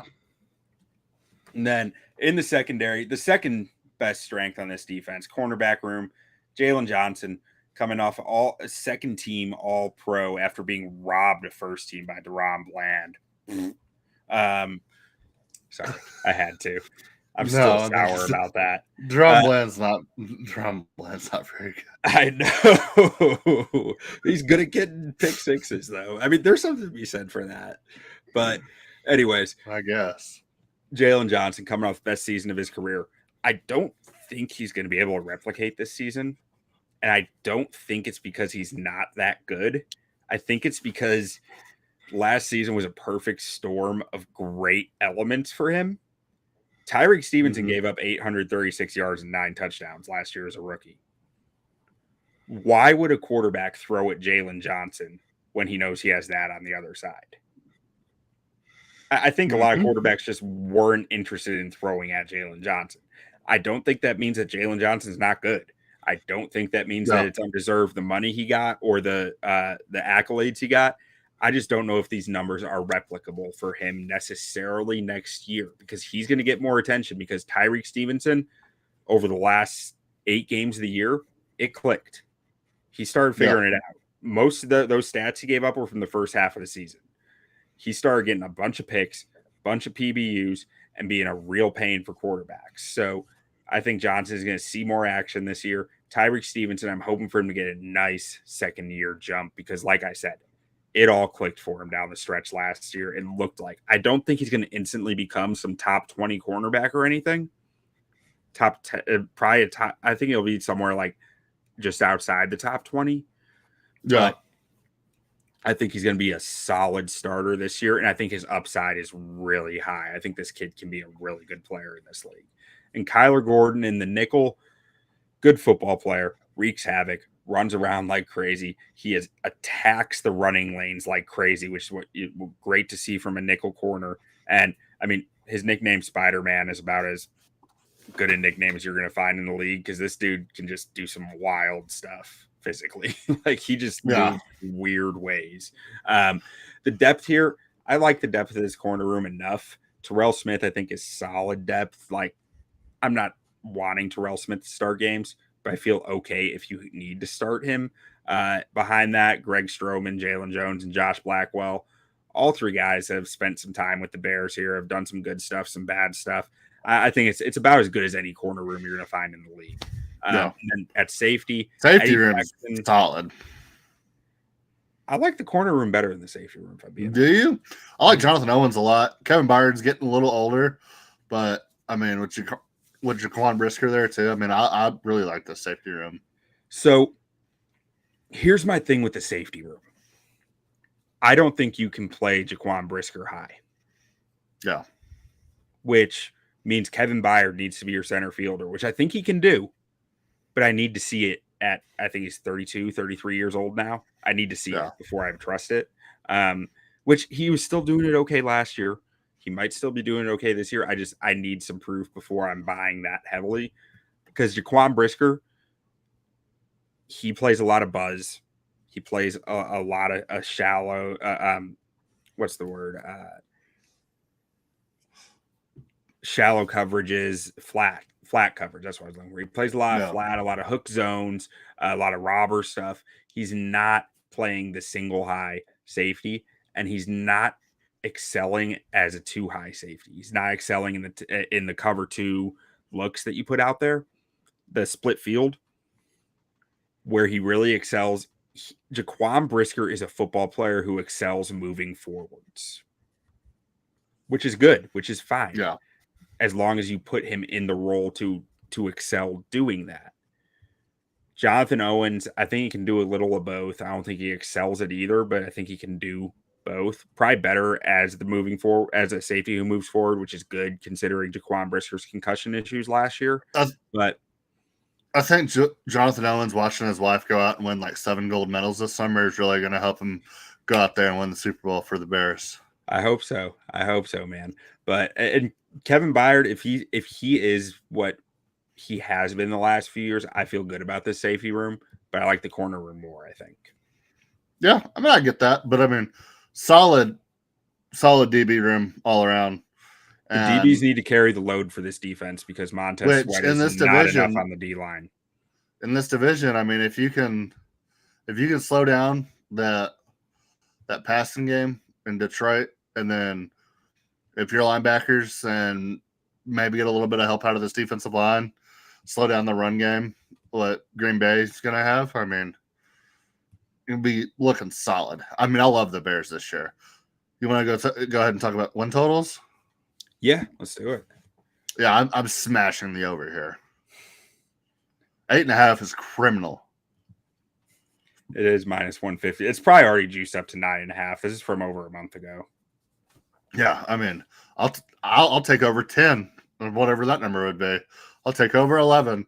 I mean, I look at this Bears schedule. The playoff line has changed, though. I think it's still like -110 to make the playoffs. Yeah, I mean, I look at this Bears schedule, and I mean, I look at this team, and everything we talked about Caleb Williams already in this offense.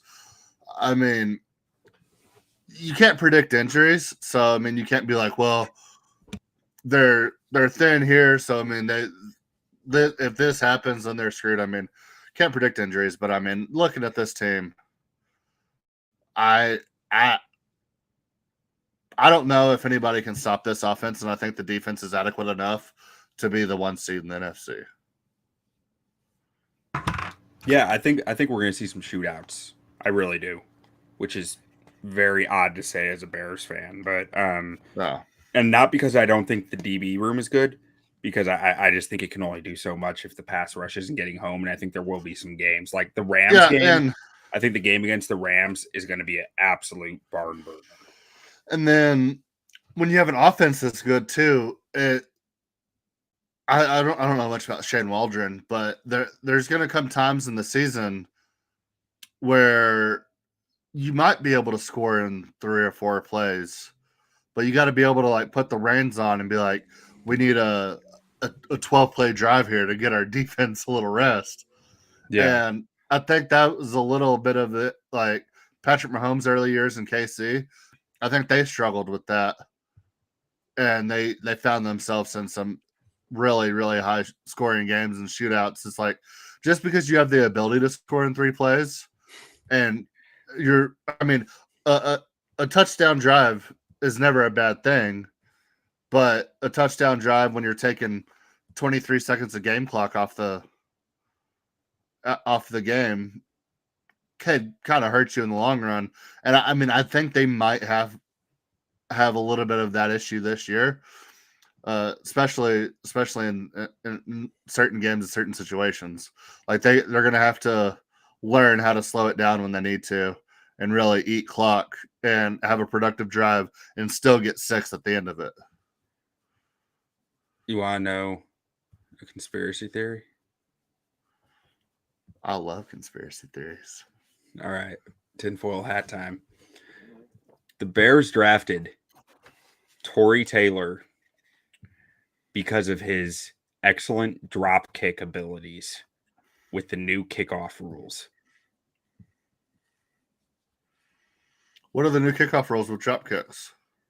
So there's no change there. You can drop kick, and you can force all the new players who are going to be doing kick returns. You can force them to essentially catch a ball with wild spin like a punt. You can't spin a ball off a tee the way you can. Yeah. So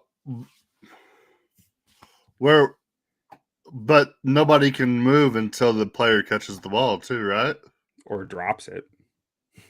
Oh, yeah. I mean, I like the conspiracy. I think because of the punting aspect and the aiming of the punt, you can start to mess up for their formations, what they're trying to do, and really kind of. Is the kickoff a punt now, or are they still kicking off a tee? Off a tee or drop kick. Or drop kick, okay. Yeah. And Torrey Taylor has been drop kicking his whole life in Australian rules football. Yeah. Yeah, I mean, I wouldn't be surprised if they at least try it out. And he's the size of a linebacker. He can knock it out too. See, I think that's going to be I think they're going to kickoff teams are going to be trying more skill-based players to kick the ball because you kind of need an extra safety out there because, I mean, there's going to be you don't have like the old days where it's like, well, you're basically defending with 10 men and hoping and praying that if it gets past everybody, like your kicker can catch a shoelace. Like you don't really have that luxury anymore. Or imagine this. Torrey Taylor drop kicks it. Guy tries to field it at the 10-yard line. Can't quite get the grasp on it. Goes out of bounds to 2. Ball's at the 2-yard line. Boom. Yeah. Or ball goes out the end zone. Free 2 points and the ball. Yeah. I wouldn't expect that to happen, but I think there will be a couple drops. Let me tell you this much. If Velus Jones is returning the kick, that might happen if you can put a punt spin on it because he can't catch punts. He can only catch kicks. Yeah. This is a real thing. No one likes special teams, but it's real. Yeah, no, third of the game. Well, maybe not a third. That's what Belichick says. I'll agree with him. All right. So let's take a look at the win totals that we got here. Now that I'm done with my special teams rant that no one wanted to hear.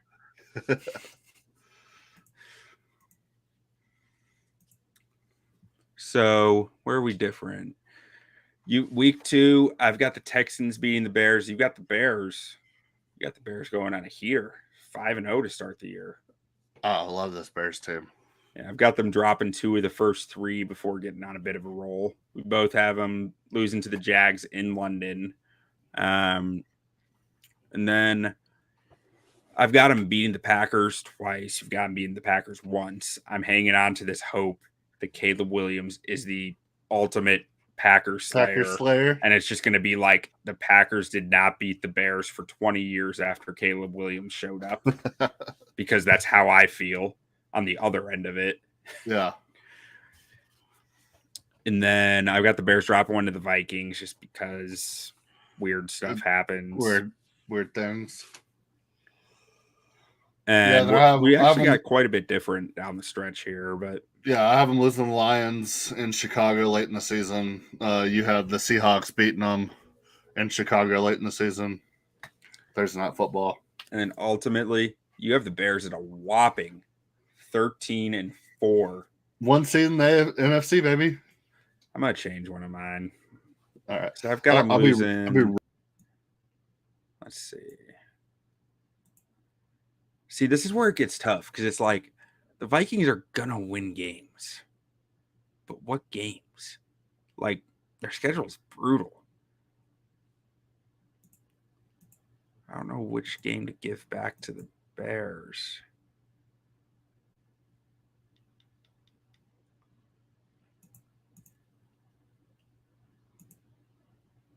I'm gonna have to go Vikings.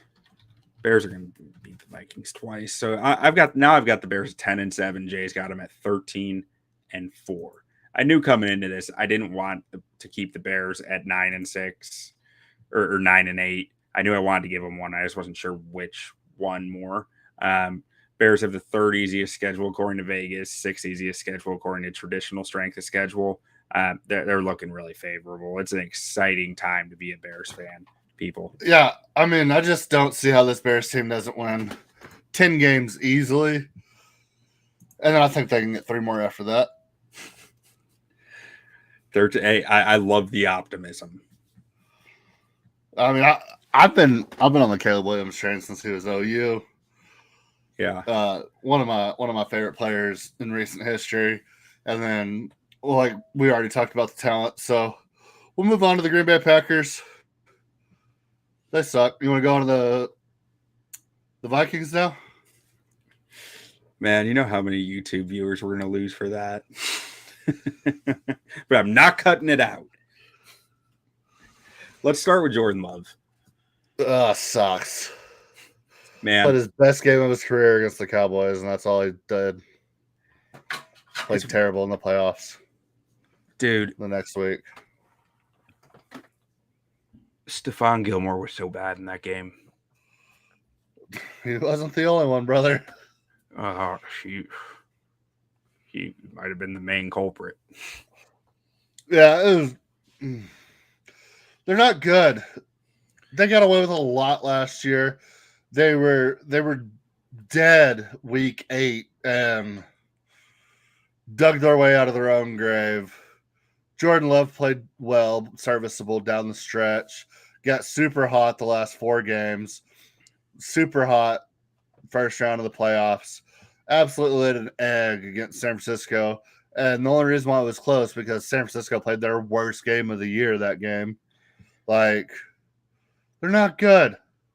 I don't know, man. I just Matt LaFleur is fantastic. Matt LaFleur is incredible. And as long as Jordan Love can keep doing what Matt LaFleur tells him to, he will be good. Like that's where it's at for me. Like I think he will keep doing well as long as he can keep doing what Matt LaFleur is scheming up for him. It's just a question of, is there a point where the coach can't cover for him anymore? And will that point come before he starts to figure it out? Because if he starts figuring out before then, he's just going to be a good quarterback at some point. No, I don't allow it. They're the third best team in this division. I mean, it's weird. It's like, what's a good example? Like, Dak Prescott early in his career is probably the biggest comp to Jordan Love. And if Jordan Love can become what Dak Prescott is now, then he has made strides, because as much shit as I've talked about Dak in the last 7 years, he's nowhere close to the same quarterback he was his first 3 or 4 years starting in Dallas. Yeah. But he's never had he's never had the advantage of a coaching staff like Jordan Love currently has. I think Jordan Love has a little more arm talent. Like, not a ton, but a little more arm talent than Dak. Oh, yeah. I mean, Dak doesn't have the greatest arm. I wouldn't even put Dak's arm in the top 15 in the league. Okay, then he has more arm talent than Dak. Yeah. which is scary to me. Like, if arm talent, if you yeah. can, I mean, it's kind of like, I mean, it's between the ears. They're right. You got to do a lot more than just have a good arm. Well, that's what I'm saying, though. If you can spend enough years in this league having moderate to good success, the mental side should come if you're not a complete idiot. If you're not Jared Goff. Jared Goff, probably top 5 arm talent in the league, and it took him. Jared Goff. Arm strength? Sure. Arm talent? No. Jared Goff's got elite arm talent. No. I'm sorry. You don't think so? No. Arm strength, he's really good. Arm talent, completely different thing. So what's the difference between talent and strength? Talent is the ability to it's the pliability of your arm, hit different arm angles, find different slots, find different ways to release the football out. Like, Jared Goff has very little variability in his stroke. Okay, yeah. I mean, when I think of arm talent, I just think of somebody who can, in a perfect scenario, put the ball wherever they want, anytime they want, and can put touch on it. But yeah, I mean, I could. Okay, so yeah, I mean, that's part of it too. But it's like it's the combination of all of it. You know, that's arm talent. Arm strength is a different metric for me. I got you. Yeah. So we're just saying different things, but so Patrick Mahomes would be the number 1 arm talent in the league by far. Yeah. Pretty. Okay. I mean, Josh Allen is probably number 1 actually, but like, he doesn't use it as well as Mahomes does. If you don't use it, you lose it. Josh Allen just prefers to run over linebackers. Yeah. I love that. But so, I mean, Jordan Love, I'm slightly worried. I think he might be good. But it's all just going to come with time. I think he needs time to learn. And if that time collapses on him, he won't be good. But if Matt LaFleur is able to keep bringing him along and he's able to keep having success, I think he's just, I mean, that sounds so stupid, right? Like, if he keeps being good, he's going to be good. But like, I think there is a degree of like the coach being able to bring him along versus the coach having to hit the gas pedal because it's not working. Yeah. So whenever you look at this division, I mean, you can't predict the future at all. But you look at what the Bears and Lions are doing right now. They're both currently set up for future sustained success. And that's one thing that really nobody in this division has been able to pressure the Packers with in the past 25 years. I mean, the Bears were up and down. Vikings were kind of up and down. Lions had a few blips on the radar, but like the Packers have just been like the model of consistency for a long time, but they've never really had a true threat in the division year in and year out. Like I think they will for the next 5 years. And hopefully that's what is the straw that breaks the camel's back. Yeah, I mean, it's possible. I do think they have the best D-line in the division. I don't really think it's close, which is always, I mean, I'm a big trench person. I think if you have the trenches, you always have a chance. And they are built that way. Like their defensive line, Kenny Clark is just a dude. He can play 1 tech, he can play 3 tech, he can play all up and down the line and be effective in any spot as a pass rusher and as a run defender. His run defense has fallen off a little in recent years, but he's still really good at it. It's mostly just because he cut weight to become a better pass rusher. TJ Slayton is a really underrated nose tackle. Again, nose tackle stats do not show their impact, but TJ Slayton, I was really impressed by the tape that I watched of him recently. Like, shocked. I didn't realize he was that good. Devontae Wyatt really started to come on last year, really started to look like why he was drafted in the top 50 picks, I believe. And then behind that, you got Lucas Van Ness, who was just a first-round pick. Is he an interior guy? Is he an edge? I don't know. He plays a little of both. Carl Brooks, really scheme-specific player, but he's specific to the Packers scheme, really showed a lot as a rookie to like. And I think he's only getting better from here. And then Colby Wooden's there. He's a solid run defender. I don't think Colby Wooden is a whole lot. There's a whole lot to talk about, though. And on the edge position, Preston Smith, Rashawn Gary, that is a deadly. Is Rashawn Gary on a second contract yet? I believe so. Yeah. I just want him to hit free agency so he can have another sleepover with Jim Harbaugh. He's going to the Chargers. Yeah. I mean, Rashawn Gary is one of the better edge rushers in the league. Are you going to say it, or do I have to? I'm not saying nothing about this team. Defensive Player of the Year, Rashawn Gary? No, we can give it to Keyshawn Brooks. Okay. Keyshawn Banks. The edge room, I do think it is a little thin behind Smith and Gary. But, I mean, again, Van Ness can play the edge. And their scheme is kind of I weird. love Van Ness coming out last year. Will play a little edge. Yeah, I mean, their defense. What I hate about this Packers team is, on paper, their defense is good, and they'll play bad for 7 weeks, and then they just come on at the end of the season and just have like the number one defense in the league for like the last 8 games. New D coordinator. Like that's always what happens. New D coordinator. The bad man is gone. I wish he wasn't. Yeah, it just depends on when you catch them in the year, really. Yeah. So I have a question. Yeah. If you're a Packers fan and you look at this offense, Jordan Reed, Romeo Doubs, Christian Watson, Jaden Reed, my bad. And then you go out and let Aaron Jones walk to pay Josh Jacobs. Like, yeah, Josh Jacobs is better than Aaron Jones. But we're talking about the most replaceable position in football, probably. I don't know. I thought that move was crazy. I don't know. I get it. I think you're just trying to lose Aaron Jones a year early as opposed to a year late. No, I mean, I'm saying I would have just been fine. I had this argument with Pollard last year when they let Zeke go. I thought they did the worst thing in franchising Pollard and letting Zeke walk. I thought the first option should have cut Zeke and don't re-sign Pollard. Second best option was let Pollard walk, keep Zeke, and then the worst option was what the Cowboys did.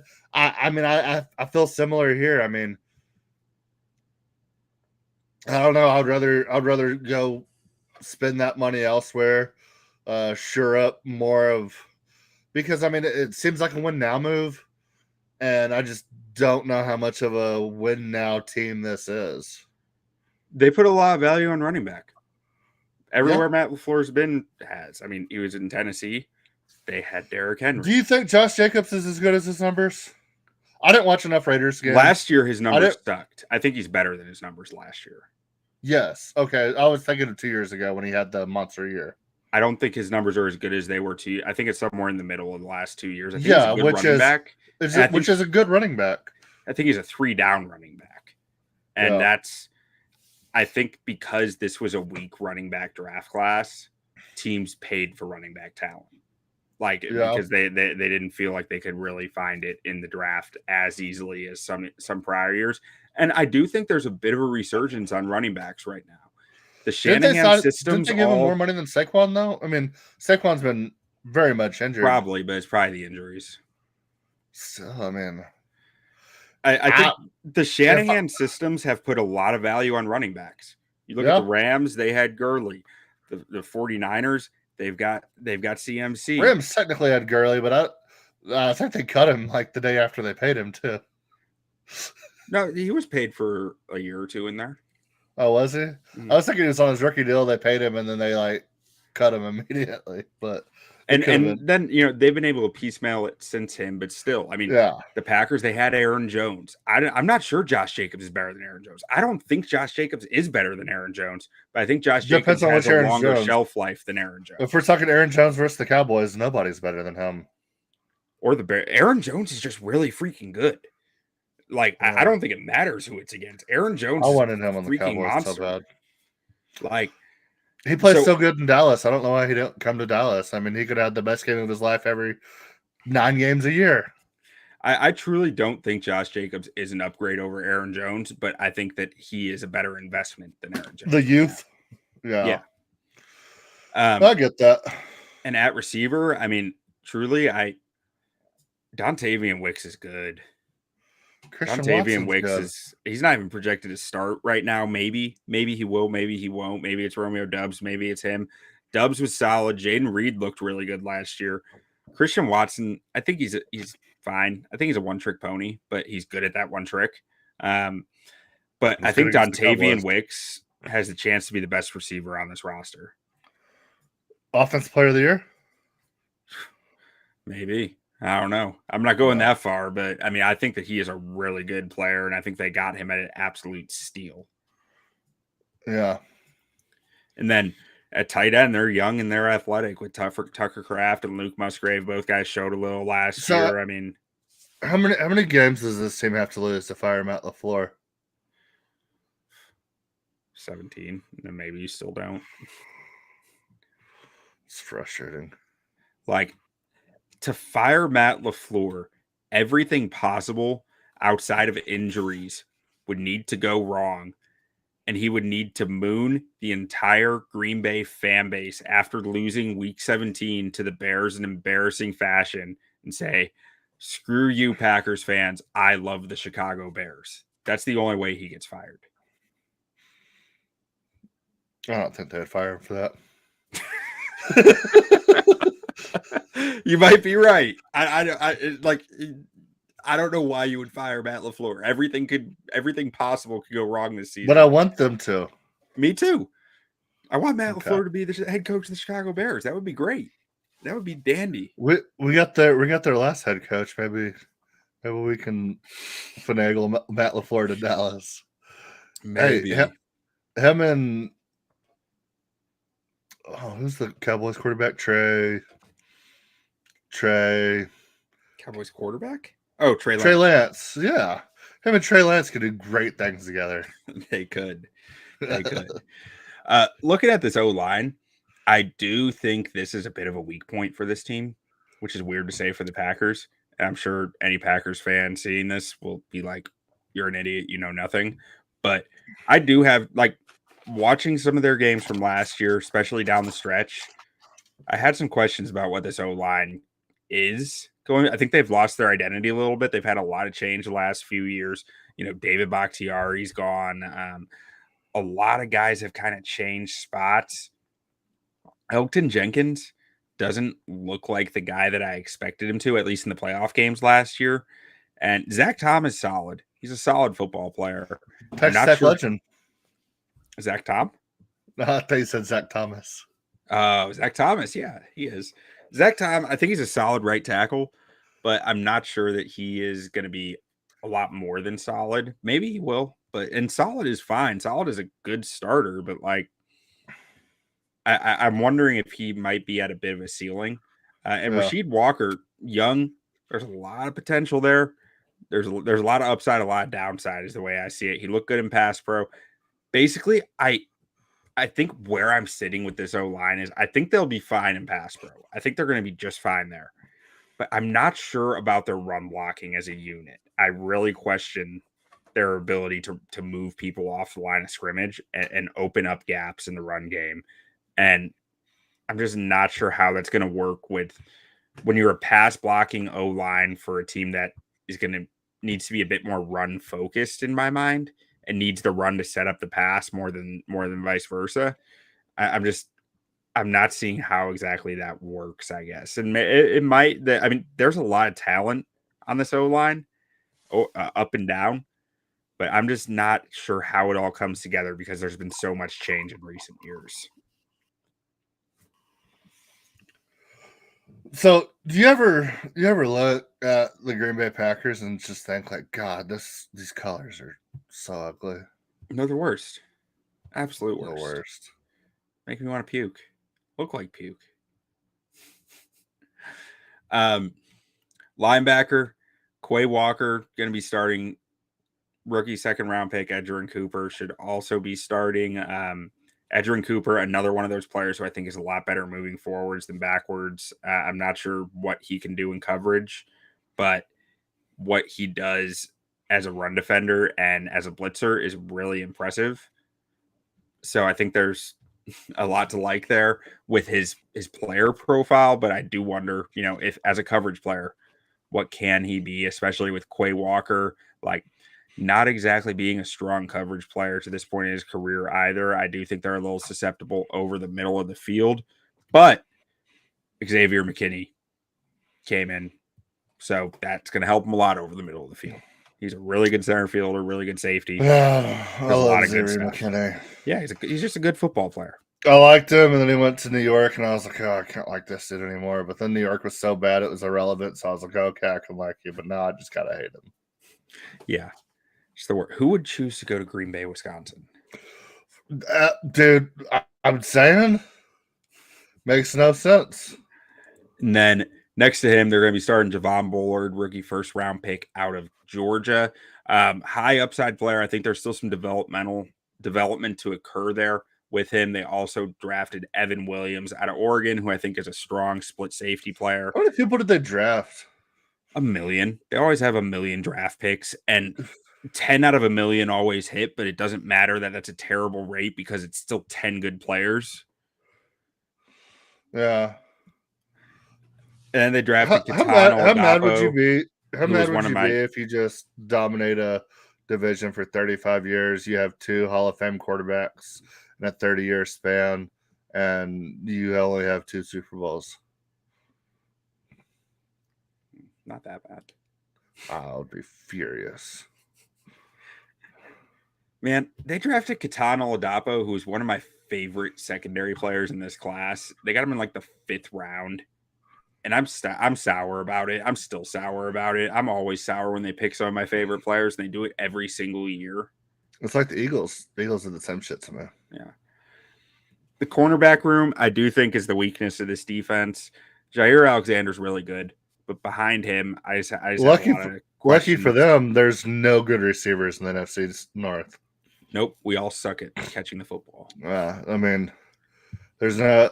At least they don't have to worry about like a Justin Jefferson or like a DJ Moore, Keenan Allen combo, or like an ASB, or even like a Sam Laporta lining up on the outside, or a top 10 Roma Dunze lining up against them. Like they don't got to deal with any of that. So like at least their weakest position is like also opposite of the weakest position for the offenses in their division. But here's the thing, though: their D line is good enough. That might not matter that their cornerback room isn't very good, because they don't need to give extra bodies to the pass rush. They just don't need to. Nice. Why do you just that? I'm just being objective and looking at this roster. They're bad. Like they're some random team, and there's a lot. This is a quality roster. We're not objective on this podcast. We're subjective. Subjective, objective. What's the difference? I don't honestly know. We've looked at enough Packers. What do you like here? Under +110. All right. Love it. Hammer it. 9.5. They ain't winning 9 games. They're not actually. I like games. missed the playoffs at +134. Yeah, they're not winning 10 games. All right. The only reason why I wouldn't like the missed playoffs is because 8 or 9 wins hypothetically could get you in the NFC, and that's what they're going to do. The Cowboys are going to get the 2 seed. They're going to sneak in as like an 8 and 9 team, and they're going to beat us in the first round, and that's fine. I've just accepted that fate. Like they're going to win 8 games. They're going to beat the Cowboys in the first round, and then they're going to get destroyed by like the Falcons in the second round of the playoffs, like 34-4. They're going to get 2 safeties with that D line of theirs against an immobile Kirk's cousin. I can see it. 34-4. It's quite the score. I might have to bet on that. If they're going to beat the Cowboys in the first round and play the Falcons in the second round, I'll bet on that scenario exactly. All right. So what you got? Any big question marks in here? Let's see. You got the Rams beating them. Cardinals. We're both high on the Cardinals this year. I like the Cardinals a lot. Comeback season. I mean, that schedule looks decently chalk. Outside, I like the Cardinals, maybe the Titans. We both have the Titans beating the Packers just because we hate the Packers and know the Titans need to win games somewhere. Yeah, no, that's a Packers loss for sure. And then they'll turn around and beat a great team. All right, so you got them at 9-8, and I've got them at 10-7.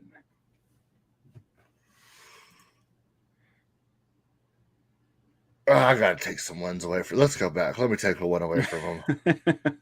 I want to too. I just don't they're not know beating who. the Jags. They're not beating the Jags in Jacksonville. I don't know why I gave that to the Packers.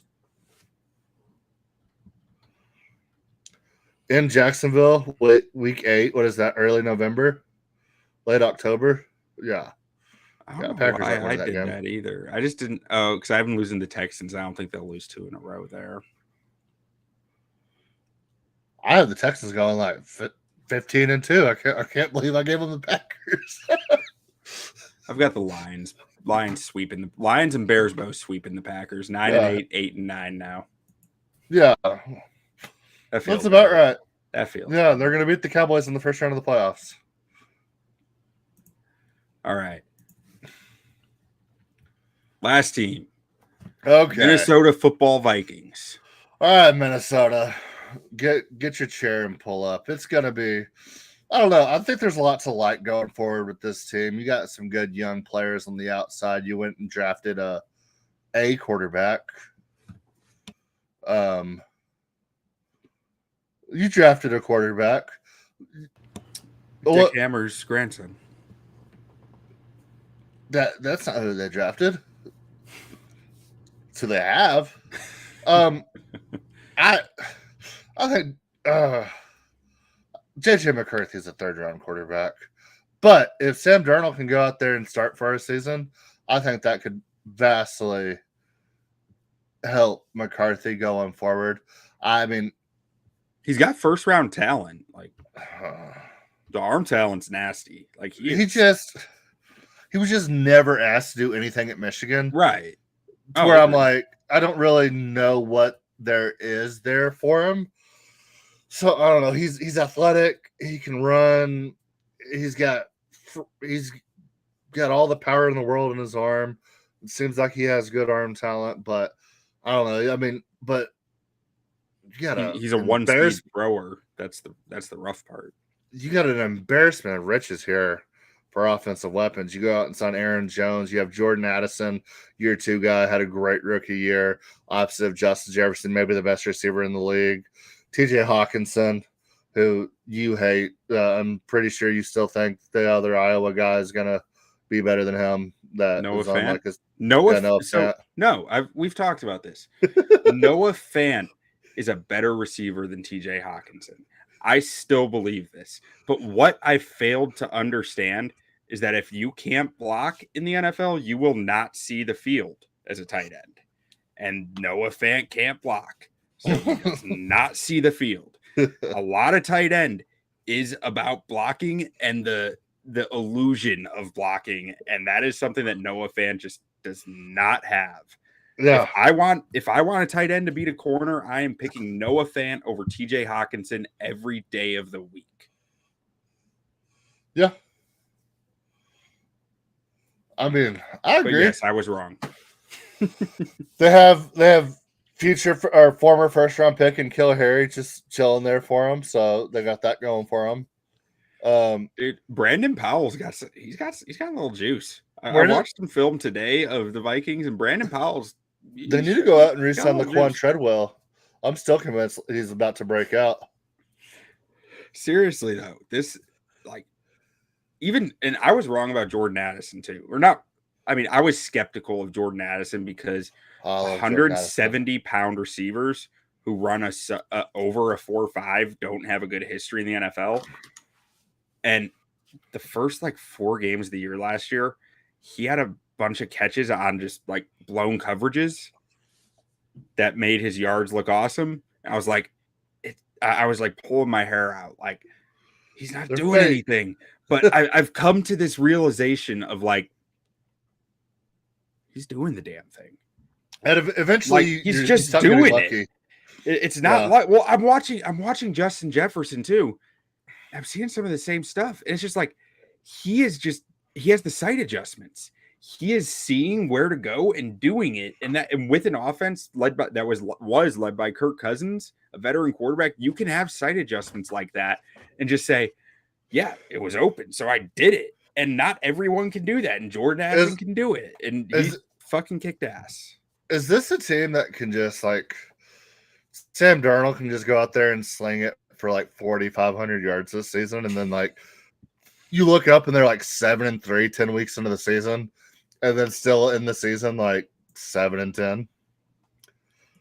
Yeah, that's kind of. I mean, I don't think Sam Darnold does that, but I would not be shocked if Sam Darnold just comes out super hot, just blew the doors off the place. I would not be shocked if this team still ended up 7-10 because of the defense. Yeah. No, I'm saying they start out so hot, and then they're so hot starting out that they start 7-3, then they lose one, they're 7-4, they lose again, they're 7-5, but they're right in the thick of playoffs, and everybody in Minnesota is oh, we want to see the rookie, and they just stick it out with Darnold, and they lose out and go 7-10. Everybody wants the rookie. They get rid of Sam Darnold for nothing. He ends up going back to New York and being an all-pro quarterback, and then J.J. McCarthy is just bad. I mean, I don't see it. I want to see it. I wouldn't be opposed. What a story.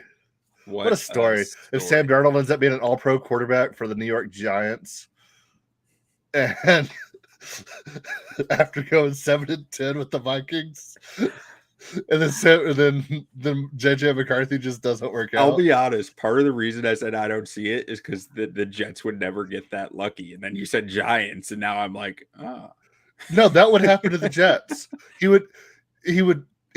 Their Giants are going to move on from Daniel Dimes. Yeah, no, I thought you meant Darnold went back to the Jets, and I was the Jets would never get that lucky. Yeah, well, that's what makes it even better is that it would not only would it be happening to the Vikings, but it would also be happening to the Jets. Yeah. And then the Giants look into a franchise quarterback, but it would be hilarious. That what better storyline for the blood of Dick Hammer? I mean, it's got to happen eventually. It's been written. Yeah, that would be an all-time story. You can't if you pitch that in Hollywood, they would burn you at the stake. They'd tar and feather you in the streets. Why? Well, that's what they always say. You take that script to Hollywood, they throw it out the door. But hang on. Let's rewind back to our Packers discussion, because Aaron Jones is good. Dude. He is so good. Aaron Jones, this offense could be freaking disgusting with Aaron Jones, Jordan Addison, and Justin Jefferson, and yes, even TJ Hawkinson. Go. I think the Packers moved on from Aaron Jones because of an age thing, because they don't want to be a year late, but that might have given the Vikings a guy who's going to be really good for another year or two. Yeah. Because I don't think that he did so much for that Packers offense. Yeah. But behind this O-line, too. I thought they signed Jalen Reagor. Did they not sign Jalen Reagor? Because Jalen Reagor was the guy that got Jalen Naylor? No. I thought I could have sworn they got Jalen Reagor. Because I remember thinking, because Jalen Reagor was the guy that Philly took. If it was in the last month, they might have. Justin Jefferson. No, this is a while back. Maybe. Oh well, he was probably a free agent then. Like after last year, I think they got him last year. But okay, and then they didn't keep him. Yeah. So the O line, I think this tackle room is filthy. Like Darrisaw's incredible. Darrisaw is right up there with the best tackles in the league.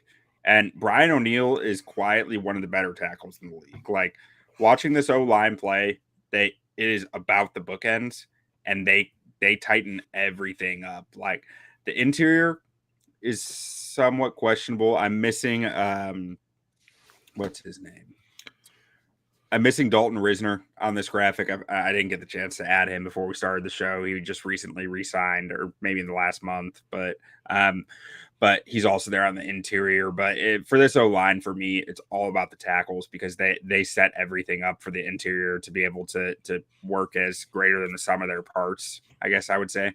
Ed Ingram is okay. There's a lot of busts that I saw on tape from Ed Ingram, but they get by fine because the bookends cover up a lot.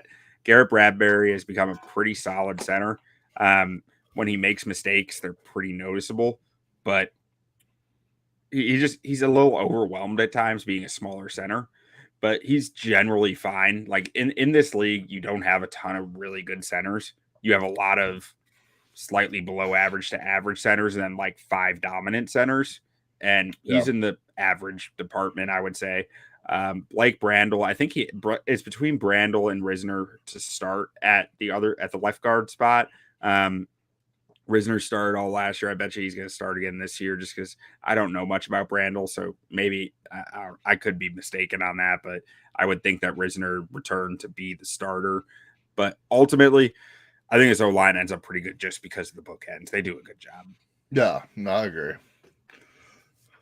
Defensively, I've got 2 soapboxes on this. They got Andrew Van Ginkel. We'll start with Andrew Van Ginkel. This dude is constantly making plays. Yeah, he was the 3rd guy in Miami, and then when everybody else got hurt, he was just still balling out. Yeah, he's truly, he doesn't like win fast. He doesn't dominate, but he just keeps making plays. Like he's that guy who gets that 4-second sack after everyone else has kind of missed, and but he does it every other game. Like it's bizarre. He's the epitome of a hustle all-star. Like he's just hustle all the time, making plays, finding ways to get to the football, getting his hand on the football, interrupting stuff. Like he's not the most disruptive player, like instantly, but he just finds ways to disrupt. Yeah, and also at the edge, did they get the steal of the draft, or at least in the first round, with Dallas Turner falling where he did? It was a solid pick. Like I think that was a strong pick for them. I mean, Dallas Turner's. I like him a lot. I think there's a lot of traits there. I think there's still some growth to happen, but I think he's a really good football player. And I guess I'm talking in a circle here to try to think it through. But yeah, probably one of the steals of the draft. Yeah. I mean, this team's got some stuff to build on. What makes it hard for me to say that is the way that they manage their draft capital to make it happen. It was just so bizarre. Yeah. Like they ended up with only a few draft picks in this class. Yeah. But I mean, at least they didn't take a 30-year-old rookie at 7 overall. Yeah. Right after you sign a guy who's only like 3 years older than your rookie for like $165 million. Yeah. And then at least they didn't do that. Yeah. I mean, they could have. They could have done the exact thing, pretty much. Yeah. The other guy in this edge room who flashed to me on tape a little is Pat Jones II. I thought, I mean, his grades here and stats here aren't all that impressive, but there were some snaps where I was like, okay, Pat Jones. Okay, I see you. And then the interior, this is really where my questions start. But I have no questions about the man himself, Harrison Phillips, one of my favorite players in the NFL. Harrison Phillips is a beast of a nose tackle. And great name. Just constantly stuffing up run lanes. Absolutely great name. He wears white gloves that make him look like the Monopoly Man or something. Like Magic Man. Yeah, the Magic Man. Harrison Phillips. Like I just love the way this dude plays the game, and he's two gapping like nothing out there. He's got long arms. He has, I think, a top 5 bench press at the combine of all time. Like he's a monster. He's a freaking monster, and he's not going to get a ton of pass rush, but you know what? It's well worth it for what he does in the run game, and he needs more appreciation. Yeah.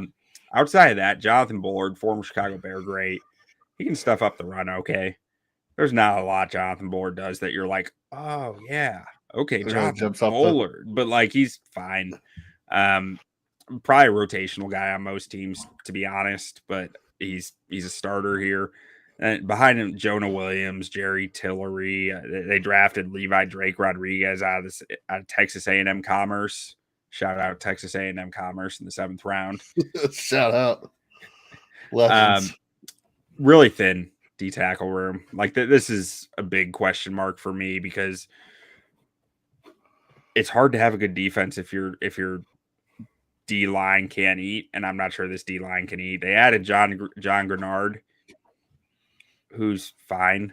Like, I think his numbers are pretty solid last year. I think some of his production came clean up off of Will Anderson. But I do think there is something there. Like, he's a starter in this league. I do think he is an NFL caliber starter. I'm just not sure it's going to be very – I think he's closer to DJ Wanham than he is to Danielle Hunter. Yeah. Would be the way I would put it. And then looking at the linebacker room, Ivan Pace Jr. was a lot of fun to watch last year. He's kind of a key man in Brian Flores' defense, I think.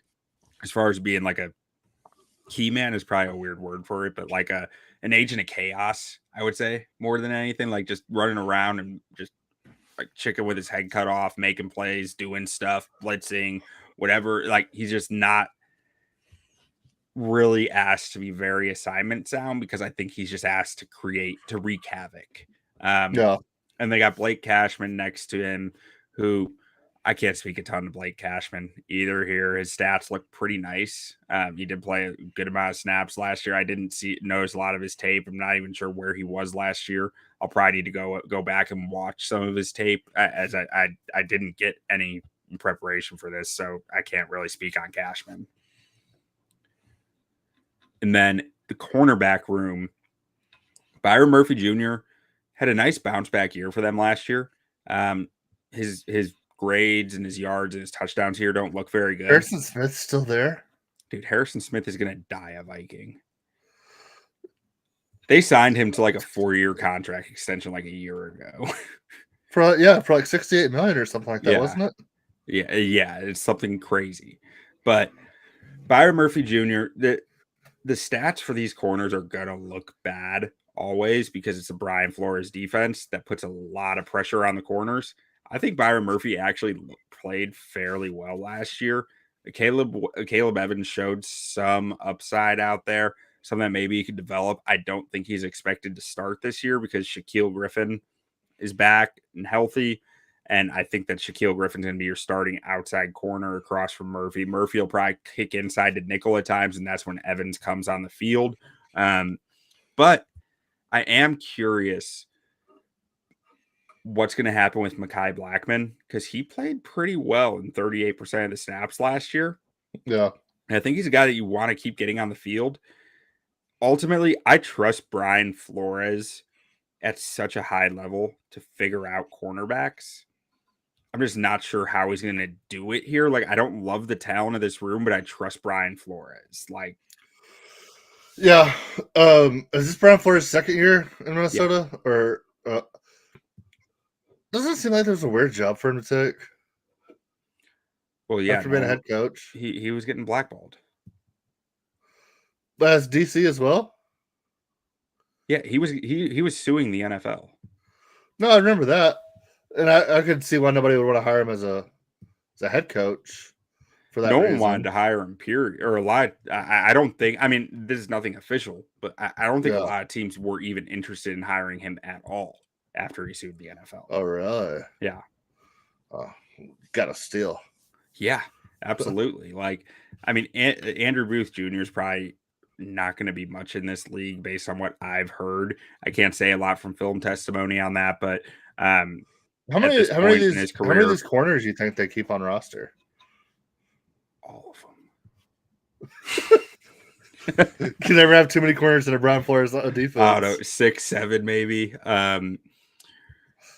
Yeah, I don't know. It's kind of a hodgepodge group, but like, what can Brian Flores get out of him? You know, he runs a crazy system that is going to blitz 7 more often than anyone in the league, and is going to drop 8 more often than anyone in the league. And it's like, it's wild. I love his defense. Yeah. He's probably my favorite D coordinator to watch in the league, but it's also kind of madman. Like a good gauge of how good your quarterback is what Brian Flores does to them on 3rd and 4th down. I was watching Bears Vikings earlier today. 4th and 10, Brian Flores blitzed 7 against a spread formation on Justin Fields. That's what Brian Flores thinks of Justin Fields. Did they convert? Yeah. Oh, okay. It was insane. It was a 3-0 game in the second quarter. Just utterly insane. But that's what Brian Flores does. It's beautiful, incredible. I love that. Yeah.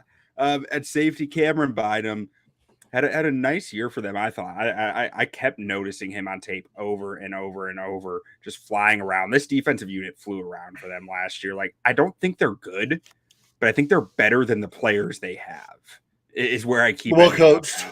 Yeah. Yeah, they're wild, men. They're crazy. They're like the Dolphins that like gave up 70 points to the Ravens, you know, like that. I feel like the talent level is similar to that. But that Dolphins team ended up winning like 6 games because Brian Flores is just a madman. Yeah. Yeah, and Josh Metellus is a weird football player, man. This guy is like a linebacker safety hybrid who they kind of play all over the place, and just he blitzes a lot. He stuffs run lanes a lot. He's asked to play a deep coverage some on occasion. Like, he gave up a ton of yards, but he also is just flying around and making plays a fair amount too. A lot of stops. Like, just an interesting group, man. The Vikings defense is weird. This whole team's interesting. You know, Kevin O'Connell is going to find a way to make the offense work. Like, that's what he does. I just don't know. Their schedule is freaking brutal. I just don't know where they're going to get wins. Yeah. So we got their over-under at 7.5, playoffs at plus 270, division at plus 900. You think they can win 8 games? I don't think so. I don't. I mean, I just look at what they were after Kirk Cousins went down last year. Yeah. And I'm just not sure that this team is that. Like, they'll have Justin Jefferson and Aaron Jones. That's upgrade, but like, I'm not sure the defense really upgraded. I think there's more tape on what Brian Flores is going to do with his defense that offensive coordinators will be able to plan around. I think that was kind of a factor last year, that this defense might come down to earth a little from what it was. Yeah. I just don't. What I'm more interested here is over under 5.5 starts for JJ McCarthy. I don't know if that's the real number, but that's the number in my head.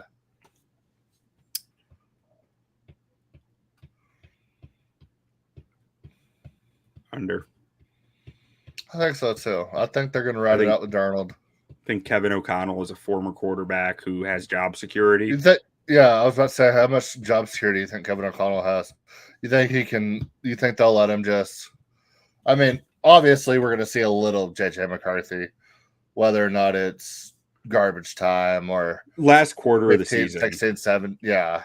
Last quarter of the season is where you, like, according to the data, that's where you can, like, safely start a rookie quarterback. Either you start them day one or you wait till the last quarter of the season. If they're in a playoff race, let's say they're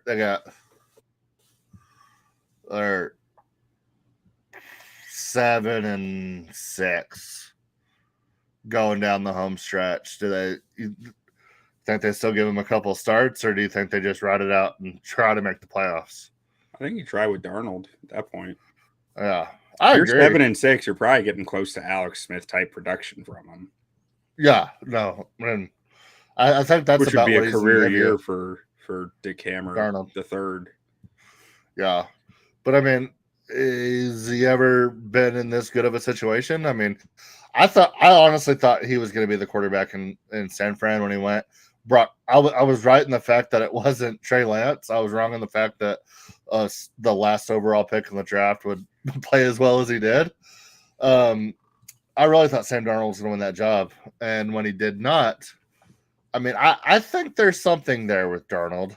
I think he can be a top 20 quarterback with an offense like this. I mean, I think he can go out there and sling it. I mean, if he doesn't throw interceptions, I mean, I could definitely see him having an average Alex Smith year, not the Chiefs Alex Smith where he was like top 5 in the league in every category, but definitely like 49ers Alex Smith. Yeah, I think you could see 49ers Alex Smith. I'm just not sure if he'll ever be as turnover averse as he was, though, as Alex Smith was. I feel like Darnold's always going to have a little that's bit what I of was saying. If he can keep the turnovers moving. down, yeah, absolutely. Yeah. But yeah, I mean, it minus 170, 165 for under 7.5. I mean, that's laying a lot of juice to take the under. But I mean, I don't think I can take over. And if you're gonna take over 7.5, you're at 8. You might as well just take the playoffs at plus 270. I'm taking. I think value. I'm going over 7.5. That's the only value play I can live with here. I don't think they're making the playoffs over the other 3 NFC. You don't think they're making playoffs 8 and 9? No. I mean, you're looking at the odds are twice as good to take the over. And so do you think 9 wins gets them to the playoffs? I think they're holding some cheese out with that line for you. Yeah. No, absolutely. But hypothetically, do you think 9 wins gets you in the playoffs in the NFC? I'd say less than a 50% chance it does. Really? You think the 7 seed's gonna be a 10-win team? Not necessarily, but I also don't think they're going to win a bunch of tiebreakers. So you think they could, if they won 9 games, they would lose to another 9-win team in a tiebreaker scenario? Yeah, I could see that. I think 8 or 9 wins get you right in the thick of things in the NFC. But yeah, I mean, that is a big old bite of cheese right there, because I mean, you're towing the line big time between 7.5 and making the playoffs. But that might be the best bet. I mean, 8 and 9, but yeah, it's one of those two. It's either the over or the playoffs. That's the value play. Those are the two value for sure. But yeah, I don't think they win 7. I don't think they win 8 games. Neither do I. So I mean, I think I'll have them winning 4 games if I'm not mistaken. 1, 2, 3. I gotta give them another bet. 4. Yeah, I have Titans Vikings under week 12. Oh yeah, that's your bet of the year. Calling it early. That game's gonna be the highest scoring game all season. You know what? They're beating the Falcons in Minnesota week 14. The return of Kirk's cousin? Mm-hmm. I'll take the Vikings there. Dallas Turner is going to have 3 sacks because it's double revenge for Dallas Turner, because he thought he lost out on probably like $4 million thinking he was going to go to Atlanta and drop it all the way to Minnesota. Yeah. That's Dallas Turner game. That's not Kirk's cousin.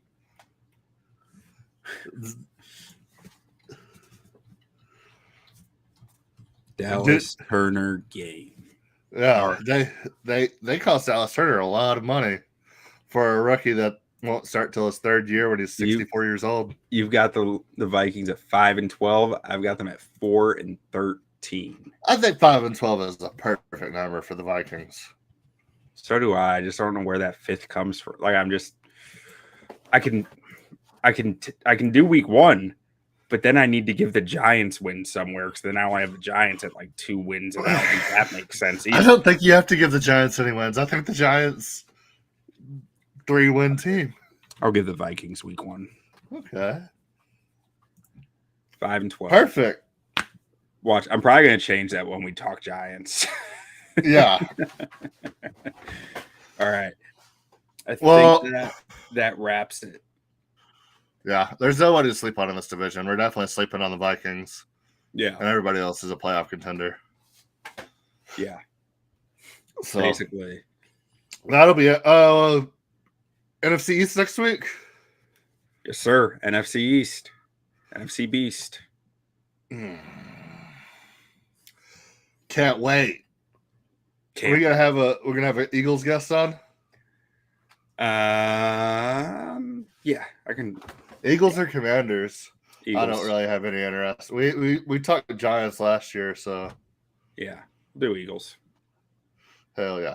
All right, well, we'll see you next week. Make sure you like and subscribe. Let us know in the comments who is winning the NFC North this year and why. And convince us why Aiden Hutchinson won't win Defensive Player of the Year, Montez Sweat won't win Defensive Player of the Year, or Dallas Turner won't win Defensive Player of the Year, or why Caleb Williams won't win MVP. Give us your reasons for those things not happening because they're all true. Absolutely. Book it. Well, all right. Adios. You play to win the game. Hello? You play to win the game. You don't play to just play it.